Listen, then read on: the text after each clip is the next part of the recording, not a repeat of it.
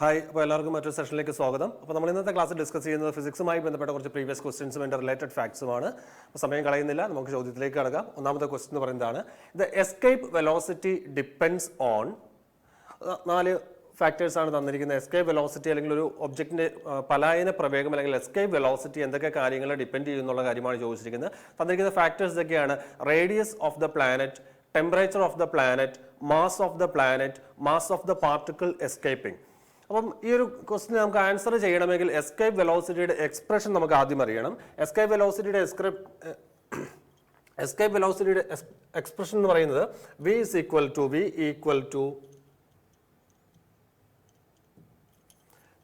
Equal to root of 2gr ആണ് വരുന്നത്. 2gr ആണ് വരുന്നത്. അവിടെ g എന്ന് പറയുന്നത് നമ്മുടെ ആക്സിലറേഷൻ ഡ്യൂ ടു ഗ്രാവിറ്റി ആണ്. g എന്ന് പറയുന്നതാണ് ആക്സിലറേഷൻ ഡ്യൂ ടു ഗ്രാവിറ്റി ആണ്. ജിയുടെ എക്സ്പ്രഷൻ എന്ന് പറയുന്നത് gm ഡിവൈഡഡ് ബൈ എന്താ വരുന്നത്, r² ആണ്. അപ്പോൾ ഈ രണ്ട് ഫോർമുലാസ് നമ്മൾ കൺസിഡർ ചെയ്യുമ്പോഴത്തേക്ക് ഇവിടെ നമുക്ക് പറയാൻ സാധിക്കും എന്തൊക്കെ കാര്യങ്ങൾ ഡിപ്പെൻഡ് ചെയ്യുന്നുണ്ടെന്ന് ചോദിച്ചു കഴിഞ്ഞാൽ ക്യാപിറ്റൽ എമ്മിനെ ഡിപ്പെൻഡ് ചെയ്യുന്നുണ്ട്, അല്ലെങ്കിൽ മാസ് ഓഫ് ദ പ്ലാനറ്റ് ആണ് ക്യാപിറ്റൽ എം എന്ന് പറയുന്നത്. അപ്പോൾ escape velocity depends on mass of the planet, mass of the planet. പിന്നെ ക്യാപിറ്റൽ ആർ എന്ന് പറയുന്ന ഒരു ടേം അവിടെ വന്നിട്ടുണ്ട്. ക്യാപിറ്റൽ ആർ എന്ന് പറയുന്നത് റേഡിയസ് ഓഫ് പ്ലാനറ്റ് ആണ്. റേഡിയസ് ഓഫ് പ്ലാനറ്റ് എന്ന് പറയാൻ സാധിക്കും. Radius of planet. പിന്നെ നോക്കിയേ, മാസ് ഉള്ളതുകൊണ്ട് ഈ മാസിനെ കണക്ട് ചെയ്തുകൊണ്ട് നമുക്ക് മറ്റൊരു കാര്യത്തിലേക്ക്, മറ്റൊരു ക്വാണ്ടിറ്റിയും മാസും കൂടെ നമുക്ക് കണക്ട് ചെയ്യാൻ സാധിക്കും. നിങ്ങൾ കേട്ടിട്ടുണ്ട് ഡെൻസിറ്റി എന്ന് പറയുന്നത് പിള്ളേരെ മാസ് ബൈ വോളിയം എന്നറിയാമല്ലോ. ഡെൻസിറ്റി അഥവാ സാന്ദ്രത എന്ന് പറയുന്നത് മാസ് ബൈ വോളിയം ആണ് വരുന്നത്. ശരിയല്ലേ? ഡെൻസിറ്റി എന്നത് മാസ് ബൈ വോളിയം ആണ്. അപ്പൊ അവിടുന്ന് പറയാൻ സാധിക്കും മാസ് എന്ന് പറയുന്നത് mass equal to density into volume എന്ന് പറയാം. മാസ് ഈക്വൽ ടു എന്താ വരുന്നത്, ഡെൻസിറ്റി ഇൻറ്റു വോളിയം ആണ് മാസ് എന്ന് പറയുന്നത്. അപ്പോൾ ഈ മാസിന്റെ ടേം ഇവിടെ കിടക്കുമ്പോൾ ഈ മാസിൽ കൂടെ നമുക്ക് പറയാൻ സാധിക്കും അവിടെ അത് എന്തിനേയും ഡിപ്പെൻഡ് ചെയ്യുന്നെന്ന് പറയാൻ സാധിക്കും, ഡെൻസിറ്റിയെയും ഡിപ്പെൻഡ് ചെയ്യുന്നെന്ന് പറയാൻ സാധിക്കും. അപ്പോൾ ഡെൻസിറ്റി ഓഫ് ദ പ്ലാനറ്റ് എന്ന് പറയാം. നമ്മൾ ചോദ്യം അനുസരിച്ച് ഡെൻസിറ്റിയുടെ കാര്യം ഉണ്ടോ എന്നൊക്കെ നമുക്ക് പരിശോധിക്കാം. തന്നിരിക്കുന്ന കാര്യം the escape velocity depends on, first factor എന്ന് പറയുന്നത് റേഡിയസ് ഓഫ് പ്ലാനറ്റ് ആണ്. ദാറ്റ് മീൻസ് ക്യാപിറ്റൽ ആർ എന്നൊരു ടേം ഇവിടെ വന്നിട്ടുണ്ടായിരുന്നു, റേഡിയസ് ഓഫ് പ്ലാനറ്റ്. അപ്പോൾ അത് റേഡിയസ് ഓഫ് പ്ലാനറ്റിനെ ഡിപ്പെൻഡ് ചെയ്യുന്നുണ്ട് എന്ന് പറയാം. It depends on radius of planet. രണ്ടാമത് പറഞ്ഞിരിക്കുന്നത് ടെമ്പറേച്ചർ ഓഫ് ദ പ്ലാനറ്റ് ആണ്. ടെമ്പറേച്ചർ ഓഫ് ദ പ്ലാനറ്റ് അല്ലെങ്കിൽ ഇൻഡിപെൻഡന്റ് ആണ്. ടെമ്പറേച്ചർ ഓഫ് ദ പ്ലാനറ്റിന് ഇൻഡിപെൻഡന്റ് ആണെന്ന് പറയുന്നത് എസ്കേപ്പ് വെലോസിറ്റി എന്ന് പറയുന്നത് ഡിപ്പെൻഡ് ചെയ്യുന്നില്ല. അപ്പോൾ അത് നമുക്ക് എലിമിനേറ്റ് ചെയ്യാം. പിന്നെ പറഞ്ഞിരിക്കുന്നത് മാസ് ഓഫ് ദ പ്ലാനറ്റ് ആണ്. നമ്മൾ ഈ എക്സ്പ്രഷൻ നോക്കിയപ്പോഴത്തേക്ക് അതിനകത്തൊരു ക്യാപിറ്റൽ എം എന്ന് പറയുന്ന ഒരു ടേം വന്നിട്ടില്ലായിരുന്നു. ക്യാപിറ്റൽ എം എന്ന് പറയുന്ന ഒരു ടേം ഉണ്ടായിരുന്നു. ആ ക്യാപിറ്റൽ എം എന്ന് പറയുന്ന ആരായിരുന്നു, മാസ് ഓഫ് ദ പ്ലാനറ്റ് ആയിരുന്നു. അപ്പം എസ്കേപ്പ് വെലോസിറ്റി ഡിപ്പെൻഡ്സ് ഓൺ എന്ന് പറയാൻ സാധിക്കും മാസ് ഓഫ് ദ പ്ലാനറ്റ്. പിന്നെ പറഞ്ഞിരിക്കുന്ന നാലാമത്തെ ഫാക്ടർ എന്ന് പറയുന്നത് mass of the particle escaping എന്നാണ് പറഞ്ഞിരിക്കുന്നത്. Mass of the particle escaping. നമ്മൾ ഈ ഒരു എക്സ്പ്രഷൻ നോക്കുമ്പോൾ ഇതിനകത്ത് നമുക്ക് ഒരു ക്യാപിറ്റൽ എം എന്ന് പറയുന്ന ഒരു ടേം വന്നിട്ടുണ്ട്, അല്ലാതെ രണ്ടാമതൊരു മാസിന്റെ ടേം അതിനകത്ത് വന്നിട്ടില്ല. അപ്പോൾ നമുക്ക് അവിടുന്ന് തന്നെ പറയാൻ സാധിക്കും മാസ് ഓഫ് ദ പാർട്ടിക്കിളിന് എന്താണ്, ഇൻഡിപെൻഡന്റ് എന്ന് പറയാൻ സാധിക്കും. അപ്പോൾ ഇവിടുന്ന് എന്തൊക്കെ കാര്യങ്ങൾ മനസ്സിലാക്കാൻ സാധിക്കും, escape velocity depends on radius of the planet and mass of the planet. അപ്പോൾ നമ്മുടെ ഓപ്ഷൻ അനുസരിച്ച് അല്ലെങ്കിൽ തന്നിരിക്കുന്ന ഫാക്ടേഴ്സിന്റെ സീരിയൽ നമ്പർ അനുസരിച്ച് പറയുകയാണെങ്കിൽ 1ഉം 3ഉം ആണ് വരുന്ന ഫാക്ടേഴ്സ് എന്ന് പറയുന്നത്. 1ഉം 3ഉം വരുമ്പോൾ നമ്മുടെ ഓപ്ഷൻ ബി ആണ് റൈറ്റ് ആൻസർ എന്ന് പറയുന്നത്. അപ്പൊ ഇതേ കാര്യം തന്നെ ഈ എസ്കേപ്പ് വെലോസിറ്റി എന്ന് പറഞ്ഞ് ചോദിക്കുന്നതിന് പകരം ഇവിടെ വേണമെങ്കിൽ ചോദിക്കാം acceleration due to gravity. Acceleration due to gravity depends on dash എന്ന് പറഞ്ഞ് വേണേൽ ക്വസ്റ്റ്യൻ ചോദിക്കാവുന്നതാണ്. രണ്ടിന്റെയും ആൻസർ സെയിം ആയിരിക്കും കേട്ടോ. എസ്കേപ്പ് വെലോസിറ്റി എന്തൊക്കെ ഫാക്ടേഴ്സിനെ ഡിപ്പെൻഡ് ചെയ്യുന്നു, അല്ലെങ്കിൽ ആക്സിലറേഷൻ ഡ്യൂ ടു ഗ്രാവിറ്റി എന്തൊക്കെ ഫാക്ടേഴ്സിനെ ഡിപ്പെൻഡ് ചെയ്യുന്നു, രണ്ട് രീതിയിൽ ചോദിച്ചാലും രണ്ടിന്റെയും ഉത്തരം സെയിം ആണ്. It depends on mass of the planet, it depends on radius of the planet, it also depends on density of the planet. ഈ 3 കാര്യങ്ങളെ ഡിപ്പെൻഡ് ചെയ്യുന്നുണ്ട്. പക്ഷേ ഈ ഒരു ചോദ്യത്തിനകത്ത് ഡെൻസിറ്റി എന്ന് പറയുന്ന കാര്യത്തെക്കുറിച്ച് അവർ പറഞ്ഞിട്ടില്ല. അതുകൊണ്ട് നമുക്കത് കൺസിഡർ ചെയ്യേണ്ട. അപ്പം എസ്കേപ്പ് വെലോസിറ്റി അല്ലെങ്കിൽ ആക്സിലറേഷൻ ഡ്യൂ ടു ഗ്രാവിറ്റി എന്തിനെയൊക്കെ ഡിപ്പെൻഡ് ചെയ്യുന്നു ചോദിച്ചു കഴിഞ്ഞാൽ depends on mass of the planet, radius of the planet and density of the planet. അപ്പോൾ നമുക്ക് അടുത്ത ക്വസ്റ്റ്യനിലേക്ക് കടക്കാം, അടുത്ത ചോദ്യത്തിലേക്ക് കടക്കാം.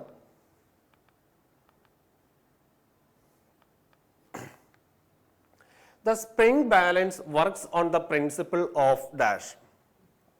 The spring balance works on the principle of dash. തന്നിരിക്കുന്ന ഓപ്ഷൻസ് ഒക്കെയാണ് boils law, hooks law, Bernoulli's principle, Pascal's law. ഇങ്ങനെ 4 കാര്യങ്ങളാണ് തന്നിരിക്കുന്നത്. അപ്പോൾ സ്പ്രിംഗ് ബാലൻസിലേക്ക് വരുമ്പം സ്പ്രിംഗ് ബാലൻസിന്റെ ഉപയോഗം എന്ന് പറയുന്നത് എന്താണ്? സ്പ്രിംഗ് ബാലൻസിന്റെ യൂസ് എന്ന് പറയുന്നത്, സ്പ്രിംഗ് ബാലൻസ് ഉപയോഗിക്കുന്നത് എന്ന് പറയുന്നത്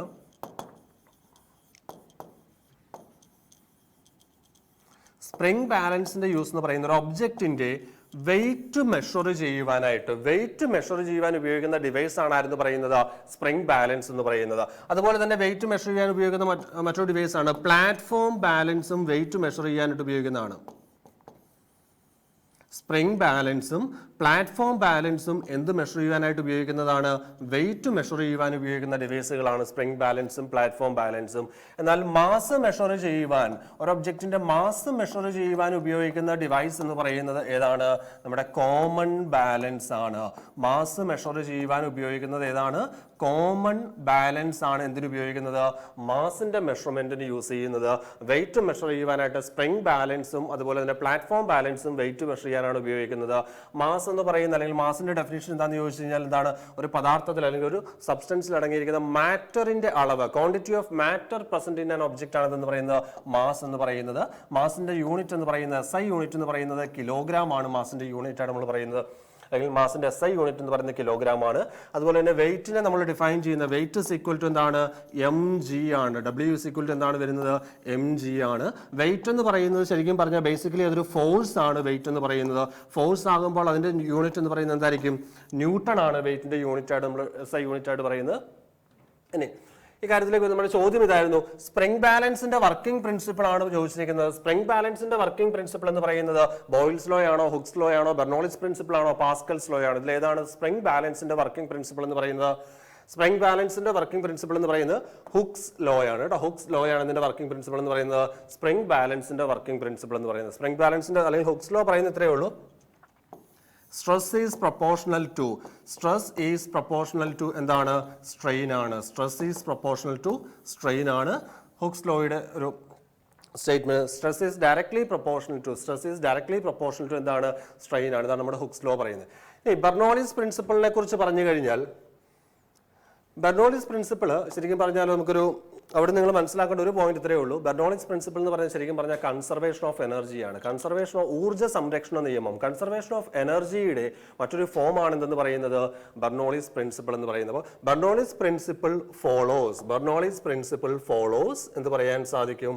follows conservation of energy, conservation of energy, ഊർജ്ജ സംരക്ഷണ നിയമത്തിന്റെ മറ്റൊരു വേർഷൻ തന്നെയാണ് എന്തെന്ന് പറയുന്നത്?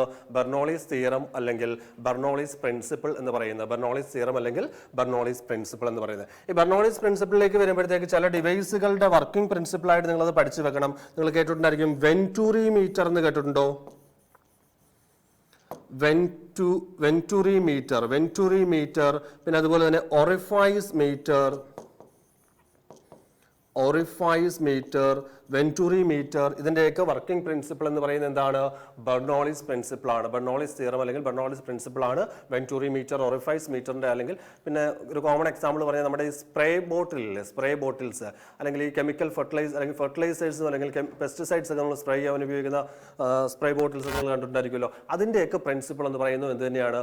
ബെർണോളിസ് പ്രിൻസിപ്പിൾ അല്ലെങ്കിൽ ബെർണോളിസ് തിയറം തന്നെയാണ് അതിന്റെ വർക്കിംഗ് പ്രിൻസിപ്പിൾ എന്ന് പറയുന്നത്. അപ്പോൾ ബെർണോളിസ് പ്രിൻസിപ്പിൾ അല്ലെങ്കിൽ ബെർണോളിസ് തിയറം ഫോളോസ് എന്താണ്? Conservation of energy.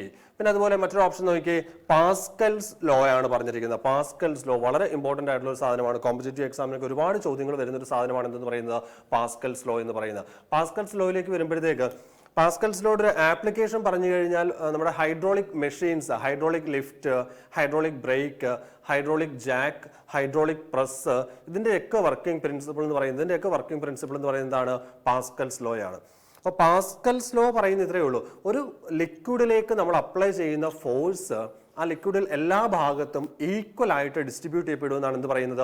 പാസ്കൽ നിയമം പറയുന്നത്. അല്ലെങ്കിൽ ഏറ്റവും സിമ്പിൾ ആയിട്ട് പറഞ്ഞു കഴിഞ്ഞാൽ ഒരു ഫോഴ്സ് അപ്ലൈ ചെയ്ത് ഒരു ലിക്വിഡിന്റെ വോളിയം നമുക്ക് ചേഞ്ച് ചെയ്യാൻ സാധിക്കില്ല. വോളിയം കുറയ്ക്കാൻ സാധിക്കില്ല. ഒരു ഫോഴ്സ് അപ്ലൈ ചെയ്ത് ഒരു ലിക്വിഡിന്റെ വോളിയം നമുക്ക് കുറയ്ക്കാൻ സാധിക്കില്ല. ഇതാണ് പാസ്കൽസ് ലോയുടെ ബേസ് അല്ലെങ്കിൽ അടിസ്ഥാനം എന്ന് പറയുന്നത്. ഒരു ഫോഴ്സ് അപ്ലൈ ചെയ്തുകൊണ്ട് ഒരു ലിക്വിഡിന്റെ വോളിയം നമുക്ക് കുറയ്ക്കുവാൻ സാധിക്കില്ല എന്നതാണ് ഇതിന്റെ അടിസ്ഥാനം, പാസ്കൽ നിയമത്തിന്റെ അല്ലെങ്കിൽ പാസ്കൽസ് ലോയുടെ അടിസ്ഥാനം എന്ന് പറയുന്നത്. ഇനി ഇതിന്റെ ആപ്ലിക്കേഷൻസ് പല കേസ് നമ്മൾ പറഞ്ഞാണ്. ഹൈഡ്രോളിക് ലിഫ്റ്റ് ഒക്കെ നമ്മൾ പറഞ്ഞാണ്. Hydraulic Jack, hydraulic lift, hydraulic break, ഇതെല്ലാം എന്താണ് പാസ്കൽസ് ലോയെ ബേസ് ചെയ്ത് പ്രവർത്തിക്കുന്ന ഉപകരണങ്ങളാണ്. പിന്നെ അതുപോലെ നമ്മൾ ടൂത്ത് പേസ്റ്റിന്റെ ട്യൂബിൽ നിന്നും പേസ്റ്റ് പുറത്തേക്ക് വരില്ലേ, അവിടെയും പാസ്കൽസ് ലോ ബാധകമാണ്.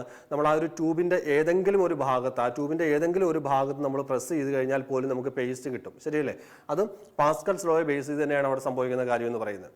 അപ്പോൾ ആ കാര്യങ്ങൾ പാസ്കൽസ് ലോയുടെ ആപ്ലിക്കേഷൻസ് ഓർത്തിരിക്കുക. ഹൈഡ്രോളിക് മെഷീൻസ് ഒക്കെ എന്താണ്, ഹൈഡ്രോളിക് ലിഫ്റ്റ്, ഹൈഡ്രോളിക് ബ്രേക്ക്, അതുപോലെ ഹൈഡ്രോളിക് പ്രസ്, ഹൈഡ്രോളിക് ജാക്ക്, ഇതെല്ലാം എന്താണ് പാസ്കൽസ് ലോ അടിസ്ഥാനമാക്കി പ്രവർത്തിക്കുന്ന ഉപകരണങ്ങളാണ്. പിന്നെ ബോയിൽസ് ലോ ആണ്, അത് നമ്മുടെ ഗ്യാസ് ലോസുമായി ബന്ധപ്പെട്ട് കെമിസ്ട്രിക്കകത്തൊക്കെ നിങ്ങൾ പഠിക്കുന്നതാണ്. ഓക്കെ, നമുക്ക് അടുത്ത കാര്യത്തിലേക്ക് വരാം. അപ്പോൾ 3 കാര്യങ്ങൾ പറഞ്ഞു. നമ്മുടെ ഈ ചോദ്യത്തിന്റെ ആൻസർ എന്ന് പറയുന്നത് സ്പ്രിംഗ് ബാലൻസിന്റെ വർക്കിംഗ് പ്രിൻസിപ്പിൾ എന്ന് പറയുന്നത്, working principle of spring balance എന്ന് പറയുന്നത് എന്താണ്, ഹുക്സ് ലോ ആണ്. Working principle of spring balance എന്താണ്, ഹുക്സ് ലോ ആണ്. ഓക്കെ, അപ്പോൾ നമുക്ക് അടുത്ത ക്വസ്റ്റ്യനിലേക്ക് ഞാൻ കടക്കുകയാണ്. അടുത്ത ചോദ്യം,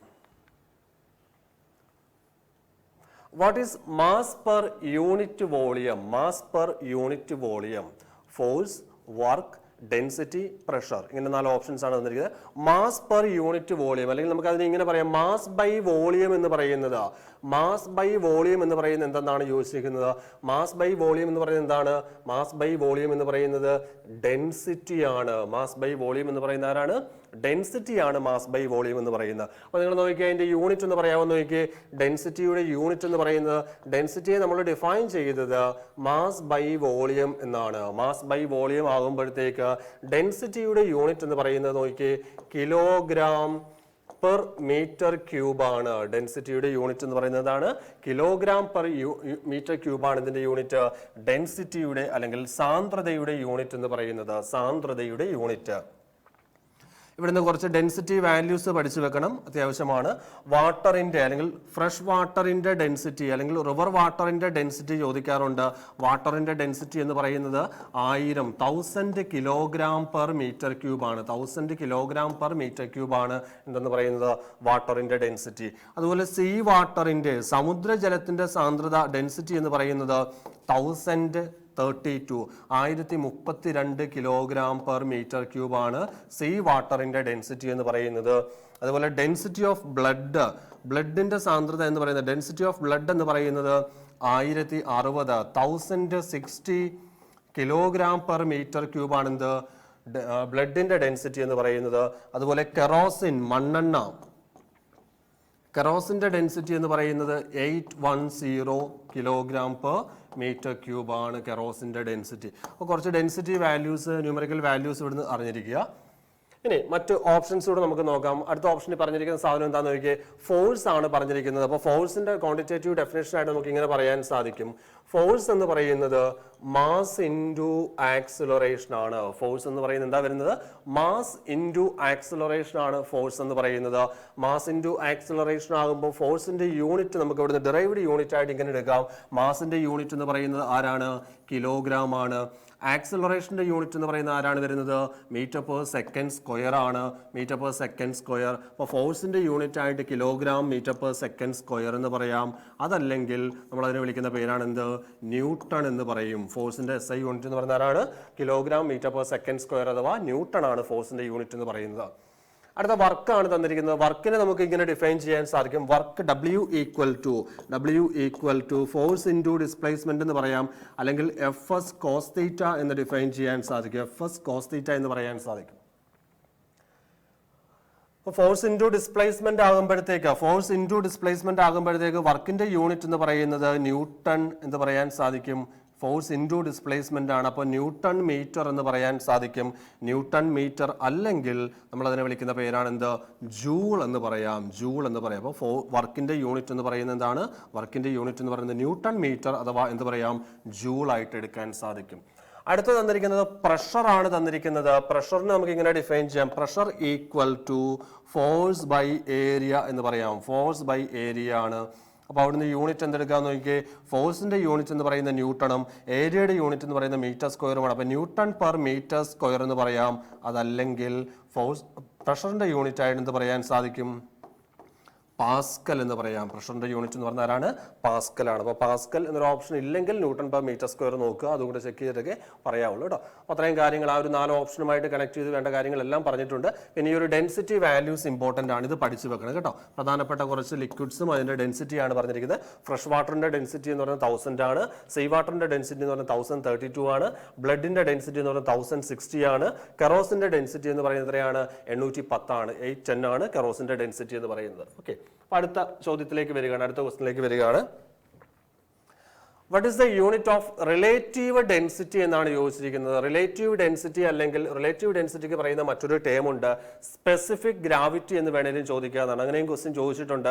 what is the unit of specific gravity എന്ന് വേണേലും ചോദിക്കുക. അപ്പോൾ മനസ്സിലാക്കി വെക്കുക, റിലേറ്റീവ് ഡെൻസിറ്റി ആണെങ്കിലും സ്പെസിഫിക് ഗ്രാവിറ്റി ആണെങ്കിലും രണ്ടും സാധനം ഒന്നാണെന്ന് മനസ്സിലാക്കി വെക്കുക. അപ്പോൾ റിലേറ്റീവ് ഡെൻസിറ്റിയെ നമ്മൾ ഡിഫൈൻ ചെയ്യുന്നത്, റിലേറ്റീവ് ഡെൻസിറ്റിയെ ഡിഫൈൻ ചെയ്യുന്നത് ഇങ്ങനെയാണ്. റിലേറ്റീവ് ഡെൻസിറ്റി അല്ലെങ്കിൽ മലയാളത്തിൽ പറഞ്ഞാൽ ആപേക്ഷിക സാന്ദ്രത എന്നൊക്കെ മലയാളത്തിൽ പറയും. റിലേറ്റീവ് ഡെൻസിറ്റി equal to